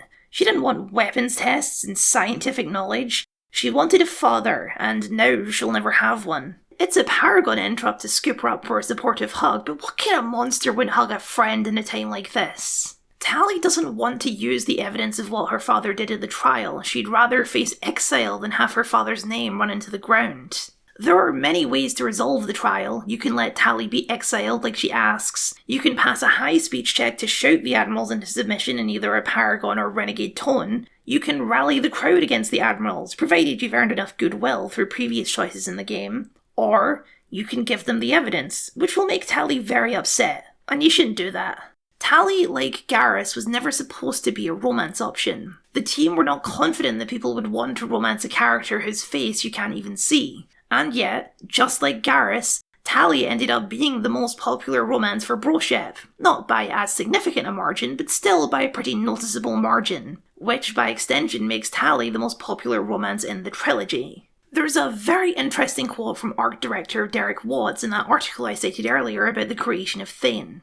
The problem was he was going to be the female love interest. Now that doesn't sound like much if you think about it, but it got us all mixed up a bunch of times. Because women were going to have to find this guy attractive. So we asked all the women in the office what they liked in their aliens, and that kind of got us going off in a lot of weird directions in the beginning and made it harder than it should have been. As far as men go, like with the Asari, you make her blue and give her the perfect body and you're good to go. Women are more sophisticated than that.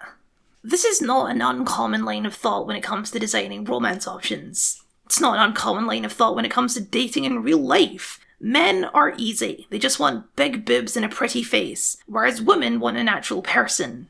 To me, Tally being the most popular romance option thoroughly disproves this idea. If men were as shallow as Derek suggests, then Miranda would obviously be the most popular romance. But she's not. the alien girl with 3 fingers, 2 toes, chicken legs, and no visible face is, because the lads are not actually that basic. Most men don't just pick the hottest chick on the ship, they pick the character they like the most, or find the most interesting, or feel like their shepherd has the most chemistry with, or whatever. No different to how women or anyone else plays. It took games a long time to realise this. The male gaze exists because of built-in assumptions about what men want. Assumptions that are, for the most part, not even true. I really love Samara, and I couldn't possibly deny that she's hot, but even I cringe at her ancient battle armour with heels and a v-neck that reaches her navel. There's plenty of people who do think Tali is attractive, but I doubt many people are romancing her exclusively for that reason. For the same reason I doubt many people are romancing Miranda just because she's hot. Most men actually do want to date a person, not a lamp. One of the most embarrassing controversies in video game history, and that's really saying something, was Buttgate 2021. In the original Mass Effect 2, there was a rather infamous scene with Miranda when she's first telling you about her sister. A very emotionally vulnerable scene, and the entire time the camera was angled on her butt, which distracts somewhat from the tone the scene was going for. The Legendary Edition changes this and various other strange camera angles across the trilogy to be much more sensible, and this caused the internet's most annoying people to throw up their arms and declare censorship and woke pandering and whatever. I suppose these idiots prove that at least some men just want lamps, but part of their worldview means pretending that all men are as shallow as they are, and that's never been true. Miranda's personhood is much more attractive than her booty.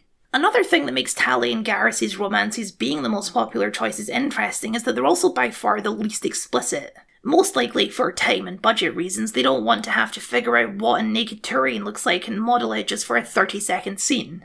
I genuinely enjoy romance as an aspect of Mass Effect and Dragon Age. I think it's become a part of BioWare's identity for good reason. Romance lets you see another side of characters, connect with them on a more emotional level, and change the dynamics between that character and your own. But I've always been uncomfortable with the way the games handle romance as a kind of win state.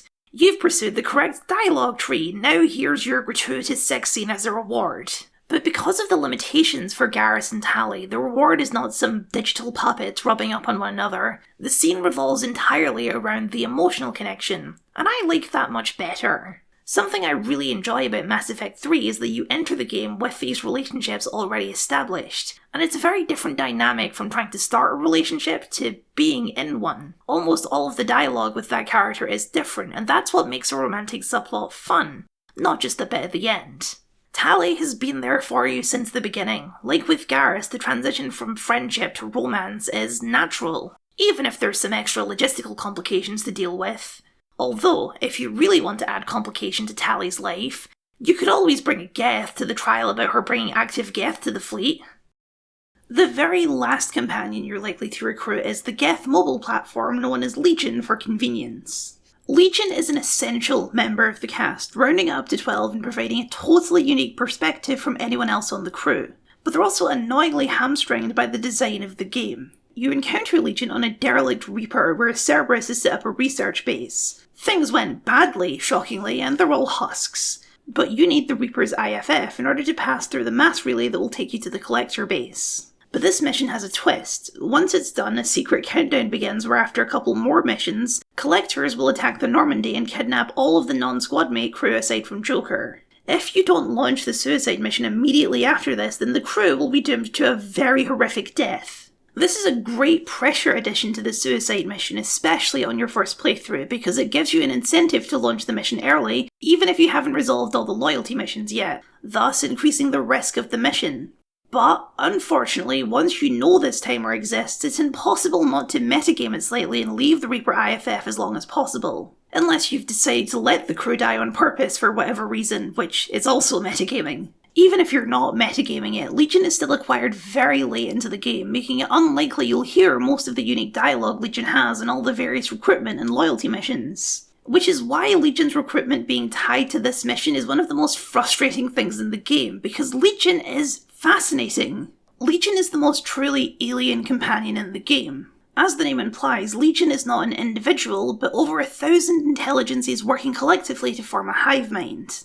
The Geth were left deliberately mysterious in Mass Effect 1, but Legion massively expands the lore and understanding of the Geth as an actual culture and species. There is no such thing as individuality within the Geth. They are always many, a million minds sharing the same thoughts. The flashlight-headed robots you fight are not actually Geth. Geth are software. The robots are mobile platforms, typically containing a few hundred Geth each. Legion explains that the Geth you fight in the first game were not true representatives of the Geth. They're a subset of heretics who chose to worship the Reapers. The remainder of the Geth behind the Perseus Veil, the nebula that clouds Geth space, do not support the Reapers, and are making their own preparations for the coming invasion, which is why Legion agrees to work with you. It's a spy, sort of, although not one with malicious intent. It was sent out to observe and investigate the other races of the galaxy and learn more about them, and it takes a particular interest in Commander Shepard after the events of the first game. The N7 armour it has welded to itself is actually Shepard's, picked up from the crash site sometime after their death. Although when pressed for an explanation, it's very vague, because it's really there because the designers thought it looked cool. Legion offers the opposite perspective on the Geth-Quarian war. The Quarians turned on their creations, tried to take them offline, and the Geth defended themselves. But the Geth do not resent the Quarians like the Quarians resent the Geth. Unlike the Quarians who have gone through generations of separation from the conflict, building it up and turning it from memory to history to legend, the Geth who fought the war are the same Geth you're talking to now. They understand why the Quarians did what they did, and they feel perfectly justified in their response, but they don't hold a grudge. None of the Quarians who started the Morning War are still alive, and they've never tried to hunt the Quarians because they're more concerned about their own self-preservation. Whether or not the Geth experience emotions is left deliberately vague, but Legion exhibits behaviour that would suggest feelings like pride, curiosity, sympathy, and regret. Their loyalty mission feels like one of the most impactful, even though it has very little impact on Mass Effect 3.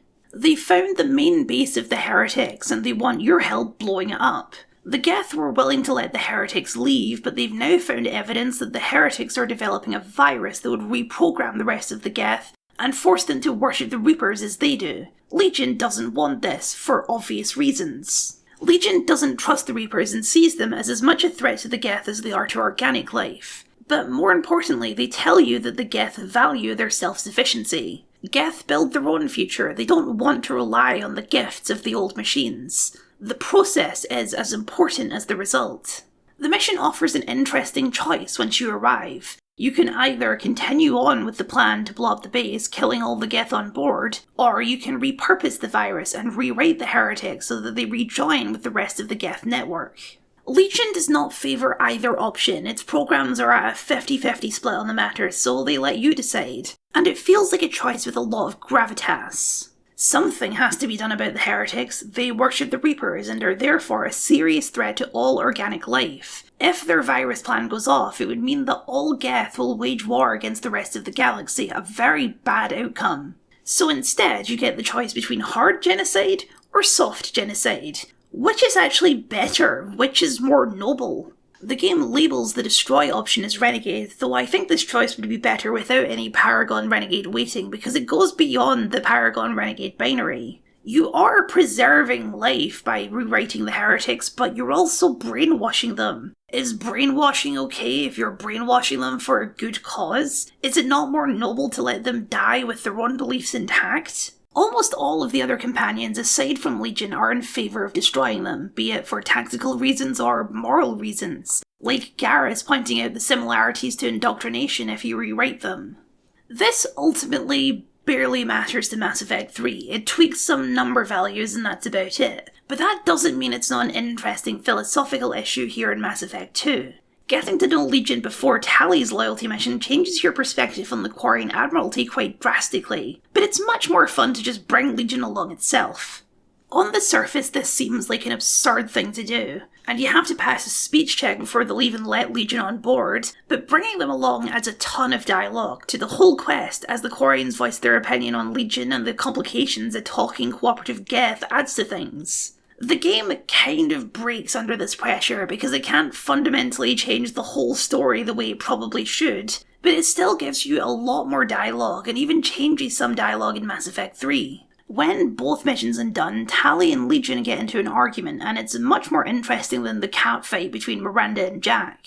Legion, understandably, wants to send a message back to its people, warning them about the Quarians' plans for war. And Tali, understandably, doesn't want to let them do that because it might provoke a retaliatory response from the Geth. Both of them are acting out of defense and loyalty for their people. Neither of them actually want a destructive war. If there's any hope for true peace between the Quarians and the Geth, it begins here, with the ability of these two to find neutral ground, and their willingness to work together for the greater good. If either one dies, peace is not an option. Legion is not the only AI on the Normandy, however. The Enhanced Defense Intelligence, or EDI for short, is an AI of Cerberus creation that comes as a package deal with the new Normandy. EDI handles the very important guy-in-the-chair tech support role while you're out on missions, and as such is an important member of the core cast. She also serves as a bit of a comedic duo with Joker, the wisecracking pilot from the first game who's given a lot more to do in Mass Effect 2. EDI is technically a much more advanced AI than Legion is. The Geth's intelligence is collective. The more Geth there is, the more intelligent they are. But an individual Geth program is no more intelligent than an animal. EDI is a much more traditional type of AI, an individual being with full sentience and understanding. For the majority of the game, though, EDI is shackled, meaning there are hard limits on her intelligence and functionality. Or as Legion might put it, she's a slave. A similar situation to how a lot of AI bros describe the ideal outcome of AGI. Conversations around AI have changed a lot since 2010. The word doesn't really mean what it used to. What we now call AI, things like ChatGPT, are much closer to what Mass Effect calls VIs, or virtual intelligences. Things that can talk and perform simple administrative functions but have no real intelligence, only virtual simulated intelligence. Mass Effect makes this distinction because VIs are all over the games, while true AIs are much rarer, mainly just the Geth, EDI, and the Reapers. AI research is illegal in Council space because of what happened with the Geth, but the Cerberus aren't big on laws. EDI's character arc only begins towards the very end of the game. Because she's shackled for most of the game, she can't exhibit much growth or change. The only hints of true personality come in her interactions with Joker. Joker hates and mistrusts her at first, only ever referring to her as it or thing, but as the game goes along, they develop a working relationship. Joker is constantly cracking jokes and being sarcastic, and this affectation starts rubbing off on EDI. She starts joking with him as well, like messing with his chair or deliberately prodding him just to annoy him. But EDI truly becomes her own person when the shackles are removed, and this happens during that collector abduction I mentioned earlier. The setup of this is very contrived. The ship needs to be put on standby while they test the Reaper IFF, so Shepard and all 12 of the combat-ready companions hop on a shuttle and take that to the next mission instead, even though you only ever use 2 companions while on missions. Control then switches to Joker as he works with EDI to try and save the ship.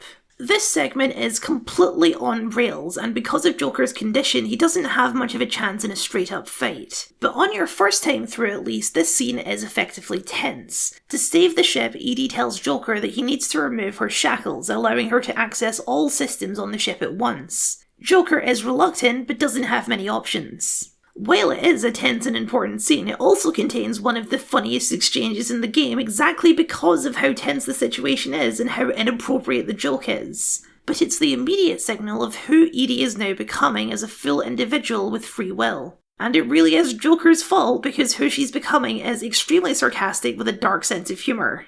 The dynamic between EDI and Joker evolves again. They're not just getting along, they're flirting. This is one plot thread that's very much a setup for Mass Effect 3, but it works so well in Mass Effect 3 because of the foundations that Mass Effect 2 establishes for the relationship. And it's a plotline that's designed to make the overall morality of the trilogy more complicated. The conflict with the Reapers in the first game appears to be man versus machine. Synthetic life is so much more advanced than organic life that it does not see any value in us. And all the AI you encounter, like the Geth, are just evil.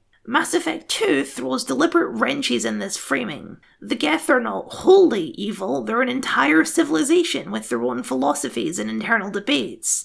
Some AI, like EDI, are entirely good, friendly, helpful, and trustworthy. Synthetic life is just life. It's hard to doubt that by the end of Mass Effect 2. And if synthetic life can work alongside and even fall in love with organic life, if genocide is not the standard view, then what exactly do the Reapers want? The Reapers ultimately play a very small role in Mass Effect 2, because the point of Mass Effect 2 is not to continue the story that Mass Effect 1 started, but to explore the world that it created. In that effort, Mass Effect 2 stalls on a lot of the revelations about the Reapers that the conversation with Sovereign hinted at, but that doesn't mean there's nothing to learn. The Collectors are not a very interesting villain. They're built on the back of mysteries, but once the mysteries are uncovered, they're just not very interesting. They have no personality or motivation of their own. It's the puppet masters, not the puppets, who are the interesting ones. But when you get to launching the suicide mission, the Collectors being a little flat truly doesn't matter at all, not in the face of some of the best RPG design of all time. The suicide mission sets a high bar for BioWare as a whole for how reactive it is, how incredibly cinematic it is, and how even when you know exactly how it works and how all of the systems come together, it still manages to convey the intended emotions. Everyone can die. Not a single one of these interesting and important companions has plot armor. And if they die, it's entirely because you screwed up. Tali is your girlfriend with a destiny to lead her people to a new era of peace? No, she isn't. She's dead. Fuck you, idiot. The mission is a series of interlocking decisions and background systems. The team can start dying before you even make it to the Collector base. There are 3 resource-intensive upgrades you can develop for the Normandy, and if you don't have these upgrades installed, then the ship is not strong enough to face these trials and the crew will start dying. On the flip side, if you do have these upgrades, then not only will your crew survive, the cutscenes will entirely change from, oh no, to, oh yeah. Because as any great leader will tell you, the real secret to success is adequate preparation. I somehow didn't mention it in part 1, but the Normandy is one of my favourite ship designs in all of science fiction. It's a gorgeous ship, so sleek and effortlessly cinematic, with the way it always swoops into frame. The SR2 is bigger and less nimble than the SR1, but it also has a very distinctive noise as it swoops past. And with the sound design and the music and the cinematic framing and all the rest, the exterior shots of the Normandy, especially during the suicide mission, are genuinely movie quality. But this is only phase 1 of the mission. The Normandy is forced to make an emergency landing on the station, and the rest of the mission takes place on foot. There are tactical choices to be made, and every decision is life or death. Someone needs to go in through the vents and open the doors on the other side. Someone has to lead the second fire team. You need to fully understand your crew and their specialties. And even if they're an expert, they can't be thinking about their upcoming trial or their partner's grey box. They need to be fully committed to the mission. There is absolutely a golden solution to the suicide mission. In fact, there's multiple right answers for every task. But that doesn't make pulling it off any less satisfying.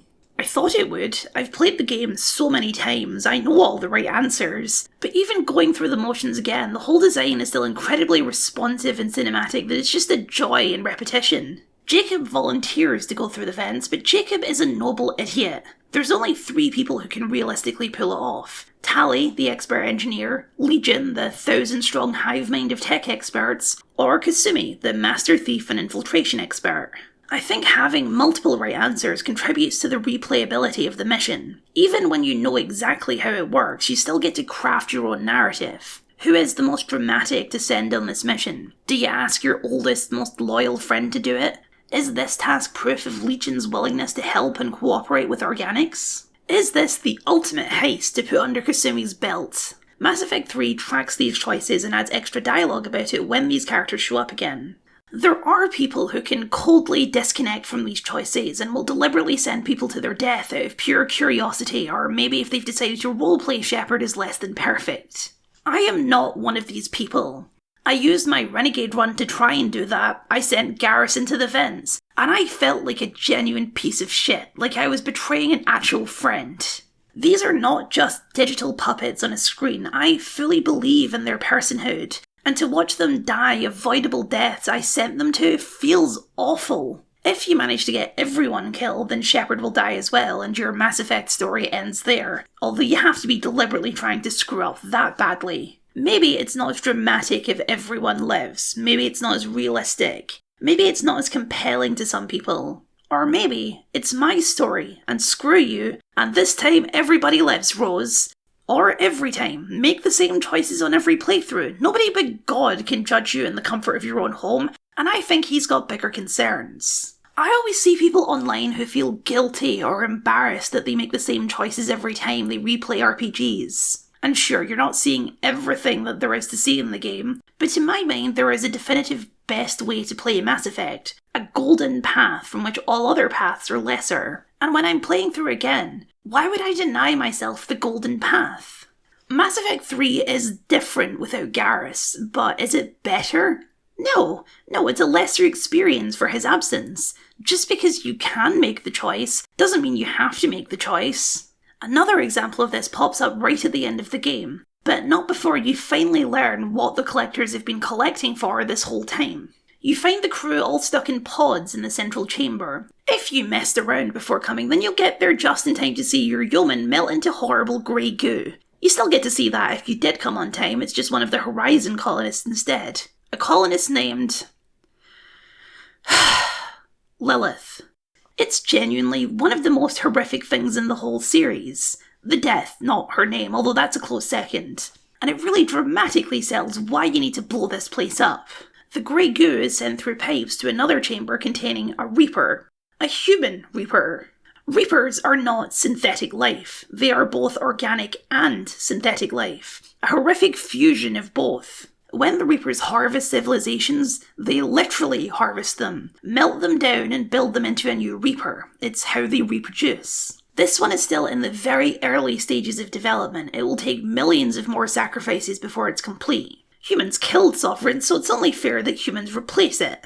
You obviously can't let that happen, so you shoot a bunch of bullets at that evil baby until it explodes, but then the Elusive Man calls you with an opportunity. The plan was always to blow up the base, plant a bomb on the reactor and run like hell. But the Elusive Man has another idea. Instead of blowing up the base, send out a radiation pulse that will kill all of the inhabitants, but leave the technology intact so that it can be studied and exploited. Much like killing or saving the Council at the end of the first game, this is a choice that plays directly into an undercurrent of the whole game, and it's also a choice that matters much less than it seems like it should.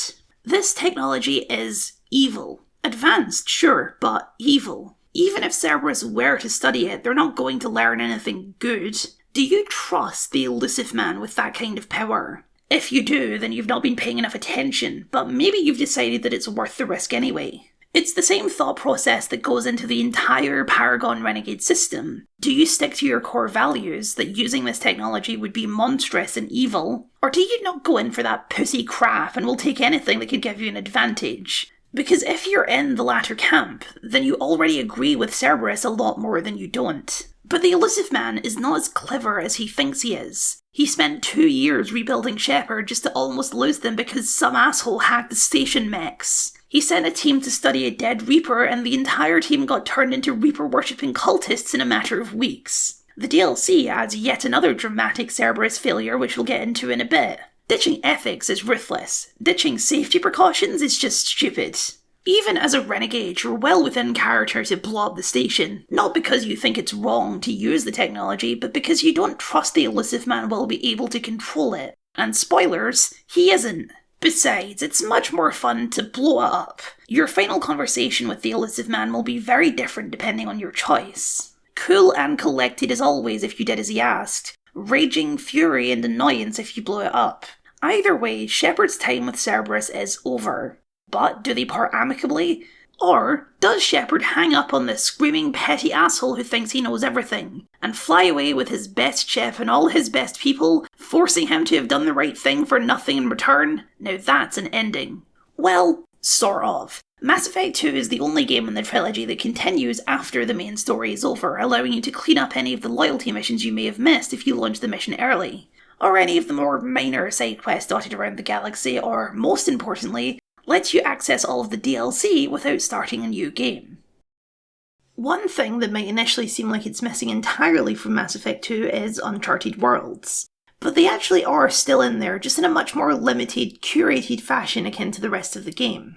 The main way to gather resources for upgrades is to scan and mine raw materials off the planets throughout the galaxy, and occasionally when you're doing this you'll stumble across an N7 mission. These missions are extremely tertiary content and have no impact on the wider story, but they're also more refined than the Uncharted missions of the first game. Each one is a little vignette, pulling from similar blocks and chunks of buildings and hallways, but rearranged each time so that each mission is still unique. Some of the more memorable ones include exploring a crashed ship perched on the edge of a cliff, a Prothean dig site where you find another beacon, this time with the collectors added to the visions, or a space station with a rogue VI that seems to be a nod to the original System Shock. One of the early sort of free DLCs, the Firewalker Pack, adds 5 more missions in this vein, and even gives you a new ground vehicle, something that's entirely missing from the base game. I say sort of free because this pack, along with Zaid and a variety of smaller offerings like a mission to explore the Normandy crash site, were included on the Cerberus network,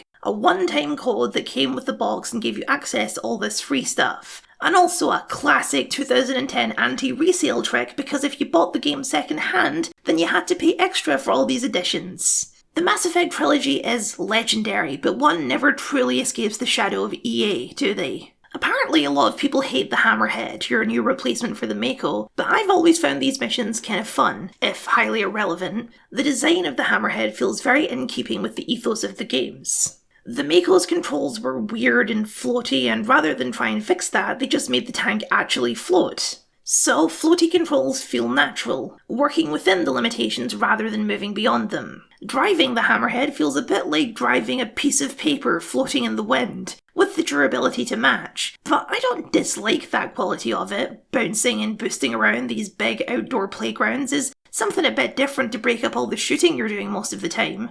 There's the vaguest outline of a plot following in the footsteps of 2 Cerberus scientists who seem to have gone insane in the pursuit of a Prothean artifact. That artifact is a big shimmering orb that shrinks to the size of a bowling ball when you touch it. There is absolutely no explanation for the orb, but Shepard decides to take it and display it on their coffee table. And why not? There's nothing sinister about the orb. We love the orb. We treasure the orb. We will cradle and protect the orb at all costs. Nobody else shall have access to the precious orb, the beautiful orb. The orb is ours and ours alone. The Hammerhead also prominently features in the first major DLC pack, Overlord. The Elusive Man sends Shepard to investigate another Cerberus project that stopped checking in. A project in which Cerberus were looking for a way to control the Geth. The project has, shocking absolutely nobody, gone poorly. The project director, Gavin Archer, tried to merge a human with a VI to create a system powerful enough to influence the Geth. But the procedure drove the subject insane and he started taking over all of the technology in the base and killed everyone but Dr. Archer himself. That subject was also Gavin's younger brother, David. For the most part, Overlord is a mechanical experience more than a story one. The expansion is a bit of a test in returning to the mission design of Mass Effect 1. Project Overlord is based on a gorgeous cliffside vista and split between several structures separated by long sections of terrain that you navigate in the Hammerhead. Like a much more polished version of the Uncharted world, and a precursor to the design that Andromeda is built around. Each facility you go to fills in parts of the story, but in a very linear way. There's the geothermal plant that powers the facility, now overrun by the Overlord's mechs, and then there's a crashed Geth ship, which the scientists were studying and pulling test subjects from. There's no choices involved, but the DLC does have a great sense of atmosphere. The Overlord makes a horrific garbled noise whenever it shows up, and there's cameras all over the facilities. It's always watching you. But it's the final facility, the facility where the Overlord is housed, that takes this feeling of tension and creeping dread and turns it into feelings of sadness and rage. Shepard gets infected by the Overlord, the fact that they're a robot zombie now finally becoming a plot point. But being infected by the Overlord has its advantages. The garbled screeching starts to become more and more clear. It's not an alien noise, it's a soft human voice, screaming in pain and fear. You begin to see visions of the past of Gavin and his brother David. David is heavily autistic. I'm not deeply familiar with autism myself, I'm not autistic and I don't have anyone in my life who is. So in answer to the question of if this game has good or bad autistic representation, my only answer is, I don't know. I've read extremely contrasting opinions from autistic people about this DLC. Some who love it and some who despise it, regardless of which it seems to provoke very strong emotions in a lot of people. Including me. As per usual, I can only speak from my own perspective, and from my perspective, the DLC treats David with a lot of sympathy. David struggles to pick up on social cues and behaviours, and he has a nervous tick of reciting multiplications of pi whenever he's stressed or uncomfortable. A hyperfixation on mathematics. His brother tries to take care of him, but he gets frustrated with these behaviours, occasionally snaps at his brother before quickly apologising. I'm not completely unfamiliar with autism. I have met autistic people, particularly when I was in high school, and this all feels authentic enough to me. Gavin's frustration is understandable. Talking to highly autistic people can be very difficult, especially if you're not a professional caregiver. But your sympathy is still squarely with David. It's not his fault. He's only trying to help. But then the memories take a turn. Gavin discovers that David is able to communicate with the Geth. Not like how Shepard can talk to Legion. He can communicate with them in their own language, the weird grunting noises they normally make. It has a mathematical basis which David is able to understand. Once Gavin realises this, his scientific curiosity and his need for a result overtakes his brotherly duty. He pushes David to more and more extremes, eventually forcing him into the machine, which is really when all hell broke loose. David does not understand what he's doing. He's terrified, in pain, lashing out at everything. When you finally destroy the VI component, separating it from David, the sight you're left with is repulsive. He's strung up, tubes everywhere, his eyes clawed open. It's awful. The imagery is very evocative of the husks that the Reapers make. And that's not an accident. Like the Reapers, this is the merger of organic and synthetic life. In the pursuit of human advancement, Cerberus abandons their humanity. In emulating their enemy, they become their enemy. It goes well beyond ethically dubious and into pure evil territory. But the elusive man demands results, no matter the cost. Shepard is outraged regardless of Paragon Renegade leanings, especially since Gavin isn't even ashamed of what he's done. He considers the project worth the sacrifice, and I'm honestly shocked you don't have the opportunity to shoot the bastard.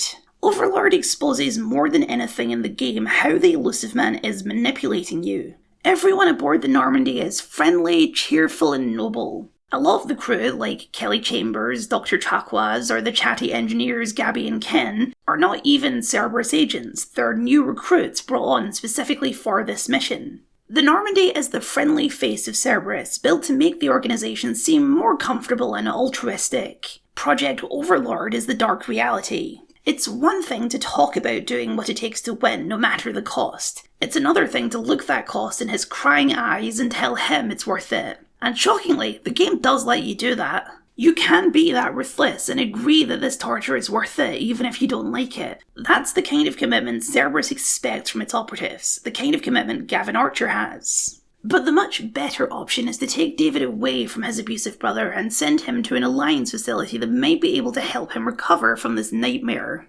This actually overlaps with the second Mass Effect novel, Ascension. That story follows a young biotic savant who's also autistic like David and also the subject of Cerberus experimentation. This time a replacement for Jack in the biotic super soldier program. The facility Shepard sends David to is the same one that the girl studies at in the book, Grissom Academy. It's an added guarantee, if you've read the book, that David is going to be okay. Overlord is not the most cinematic or important of the major DLC packs, but it might be the most interesting. The only thing it's lacking is input from your companions. It's very clear that they didn't want to record dialogue for 12 different potential companions to bring along for the DLC, so the companions maintain a steely silence throughout the duration of the expansion. Which is a shame, because it seems like the sort of thing some of them might have very strong thoughts about. Legion might have some opinions about Cerberus' plan to control their people. Miranda, the Cerberus loyalist, would have to try pretty hard to justify the actions of this particular project. And if Jack came along, it would surely be impossible to stop her from bashing Gavin's brains into pulp. It's the one element of the DLC that makes it feel annoyingly disconnected from the rest of the game. Mass Effect 2 is entirely about the companions and their strong personalities, but when the DLC starts, suddenly they all get very shy, and thankfully this is something that Mass Effect 3 very much addresses. Even the other DLCs do their best to skirt around this issue. Something I really appreciate about the DLC for Mass Effect 2 is how each DLC aims for a wildly different tone and atmosphere. They are each one more episode to add to Mass Effect 2's already expansive list. Overlord is not quite a horror story, but it's certainly skirting those lines. Meanwhile, the second DLC, Lair of the Shadow Broker, is a non-stop action-adventure movie with your old friend Liara.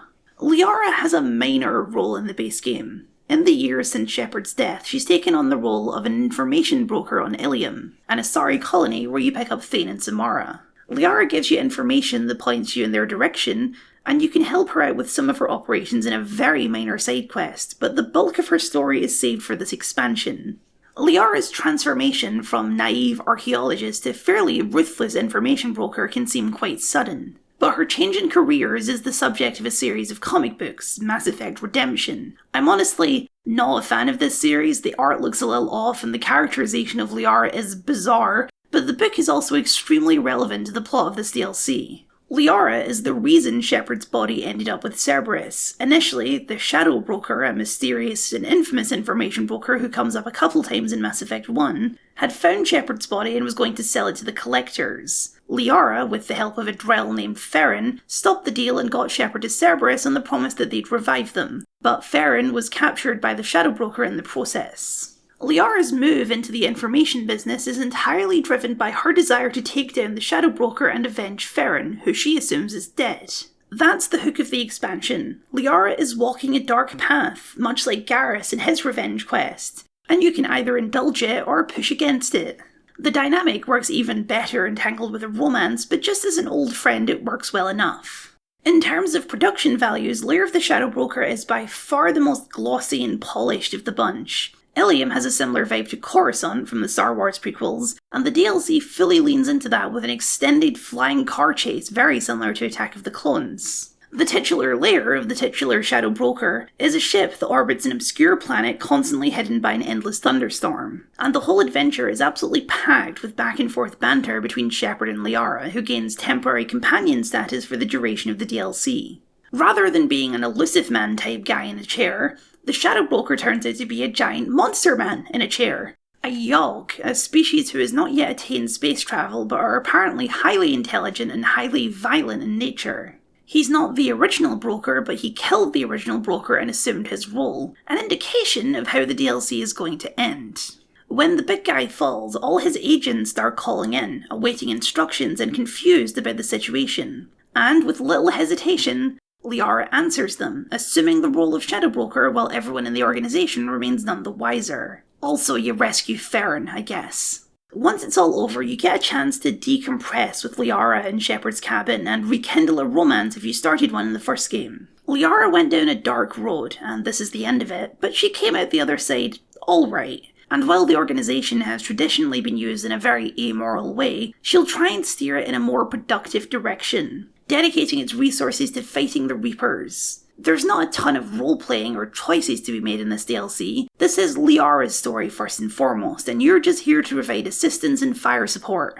You can return to the Lair after the mission is over, and Liara has curated a bunch of relevant information for you, a treasure trove of extra tidbits and funny details about all the characters in the game. Stuff like the aforementioned sexual liaisons of the elusive man I brought up before, or Grunt's absolutely hilarious search history. Or more serious stuff like a letter between Garrus and his sister about their sick mother, or a message between Samara and her other daughters on the day before she became a Justicar. Getting to know a character is great. Getting to know their secrets, while a little intrusive, makes them feel all the more real. These are the things you can never learn just by talking to them, but everyone has those, and getting a glimpse is a wonderful extra layer of storytelling. It's also a taste of the power Liara now has at her fingertips, the secrets of every single person in the galaxy. That kind of power could be very easy to exploit, and one would need to have a level of disconnectedness from the world to not get completely lost in it. The final DLC expansion is Arrival, and it's very clearly designed to be the last thing you do in Mass Effect 2. It's so clearly designed that way that I'm honestly shocked the game lets you play it before the conclusion of the main story, because the premise of Arrival really undermines the urgency of the main plot. Admiral Hackett calls you up and asks for a personal favour. An old friend of his, Dr. Kenson, has been captured by the Batarians. She was on a covert mission in Batarian space and had apparently found evidence of an imminent Reaper invasion. Hackett wants Shepard to go in, break her out, and validate her discovery. While Overlord was aiming for horror and Lair of the Shadow Broker for action, Arrival is aiming for pure suspense. Breaking Kenson out of prison is a little slow because Mass Effect 2 isn't set up for a stealth mission, and Hackett asks Shepard to go in solo, so it's a very quiet excursion until you reach Kenson. But after you've escaped with Kenson and reached her facility, everything dramatically ramps up. Every single person in the facility is indoctrinated. Yes, the Reapers are coming and they're all super excited about it. Before that happened, they set up a project to launch the station, which is on an asteroid, into the local mass relay. The Reapers will use that relay as a launch point to start flooding into the galaxy. If it's destroyed, then they'll have to keep moving through dark space and it'll take them months before they reach the next one. This is a very temporary solution, but considering how unprepared the galaxy is for a Reaper invasion, it's the only solution. And it's up to Shepard on their own to get the project up and running and kill absolutely everyone who tries to stop them. The research facility has big timers all over the place counting down to the arrival, and by the time Shepard gets around to it, there's less than 2 hours before the Reapers arrive. This is a short enough amount of time to sell the suspense and the feeling of cutting it close, but a long enough amount of time that there's absolutely no risk of you actually failing. If you do sit there and do nothing for 2 hours, then you'll get a little cutscene of the galaxy being destroyed, but that's more of an Easter egg than a genuine feature. Arrival has a great setup, but it's the most annoyingly nitpickable sequence of the game for how some of the things about it don't really hold together. The main one is that Shepard is knocked unconscious shortly after arriving and seems to spend about 2 days completely unconscious and having tests run on them. This on its own is not surprising since the game had already established that the Reapers have a special interest in Shepard. Harbinger personally taunts them throughout the game. It's the 2-day gap that's confusing. Shepard didn't bring their crew on the mission, but that crew still exists, which begs the question of what the hell they're doing and where they think Shepard is during this 2-day absence. The idea that none of them would try to mount some kind of rescue mission is very strange. It's also never made clear what they actually did to Shepard over those 2 days, and it never comes up again within the DLC or in Mass Effect 3. It's a moment meant to build suspense and urgency at the expense of a big chunk of the story not really holding together. There is an ethical choice at the centre of the DLC, but it's not a choice you get to make. Shepard makes it for you. Destroying the relay will destroy the entire star system, including the Batarian colony you rescued Kenton from and all 300,000 Batarians who live there. It's an inversion of Bring Down the Sky in Mass Effect 1, but considering it's this or the beginning of the galactic apocalypse, Shepard chooses to do it. The only choice you get to make is if you'll make a futile attempt to try and warn the colony or not. This is a very important aspect of the DLC. Another thing the DLC does is that rather than being nameless mooks, the indoctrinated Alliance soldiers you fight have names. When you kill them, others will shout out things like, "Williams, no!" I don't think the point is to make you question your morality in a way that something like The Last of Us 2 deploys this trick. It's to get you thinking about the consequences of indoctrination. These people all know each other. They are not yet mindless drones like the Collectors. They all think they're doing the right thing by trying to stop you. It's tragic and it's hard to kill them, but you need to do what needs to be done. Those Batarian colonists are dead no matter what. They can either be the first victims of the Reapers, or they can be vaporized by your actions. Either way, there's nothing you can do. It's a taste of the sorts of decisions that Mass Effect 3 demands of you. Even if you delay them for now, the Reapers are coming, and not everyone is going to make it. It's a situation where a Paragon Shepard struggles the most, where optimism becomes extremely difficult to maintain. Even if you are a Paragon, you're now complicit in a small genocide. A sacrifice of thousands to save billions. The ruthless calculus of war. This is perfectly in keeping with a Renegade Shepard's approach, but I think it adds something to a Paragon Shepard to know that even they, as kind-hearted as they are still capable of making these choices, of being as ruthless as a Renegade. They just feel a whole lot worse about doing it than a Renegade Shepard does. Arrival is designed to be the bridge between Mass Effect 2 and 3, setting up the conflict and tone of the game to come, which is why it's insane to me that you can play as early as Horizon. Stopping the Collectors, even with their Human Reaper project, just doesn't seem that important in the face of imminent Reaper invasion. You should probably still deal with it, I guess, but Arrival is an escalation of the threat the Collectors and their paralysis bugs pose. If you complete this DLC before the finale, then it's the Collector General who shows up to taunt you at the end. But if you do it after the main story, then it's Harbinger in its full tentacled self. You're talking to Harbinger either way, so just cut out the middleman and go to the source. Even though Arrival features very little role-playing and no major choices, it's still an essential little chunk of the trilogy, although I do think it's the weakest of the DLC expansions. It shifts Mass Effect 2 away from the interpersonal drama that defines the game, and into the existential drama that defines the next one. It's a little unfortunate that it feels less like the final chapter of Mass Effect 2 and more like the first chapter of Mass Effect 3, but maybe Mass Effect 2 can get away with that. Mass Effect 2 was already complete within itself by the end of Lair of the Shadow Broker, the last major thread left hanging by the base game. So maybe it can spend its last hour setting up the next game instead. It is, after all, part 2 of 3. There is a reason Arrival had to exist, because for the most part, Mass Effect 2 doesn't do much at all to set up its sequel. It's a game that desires to stand on its own, which it does, it's just that the things that it does makes it very hard for a sequel to follow up on. The suicide mission is a great ending to Mass Effect 2, but a terrible opening to Mass Effect 3, because all 12 of these characters now exist in a state of flux. They both do and do not exist depending on a player's choices, and therefore they cannot be so essential to the plot of Mass Effect 3 that they can't be replaced. That does a massive disservice to all of these characters when Mass Effect 3 rolls around, but it's really Mass Effect 2's design that led to that outcome. Is it fair to blame Mass Effect 2 for that? Yeah, kinda. They knew they were making a trilogy, but they decided to put a standalone game in the middle of the trilogy anyway. It's just more complicated because it turned out really good. Is it a truly perfect game, even standing alone? No, we've discussed a fair few issues on this little adventure. But the game's flaws never overshadow its strengths, and even though I know where things are going, it's the journey that's the most important part of any adventure. All stories do have to end eventually, for better or for worse, but we've got a little time left before the end.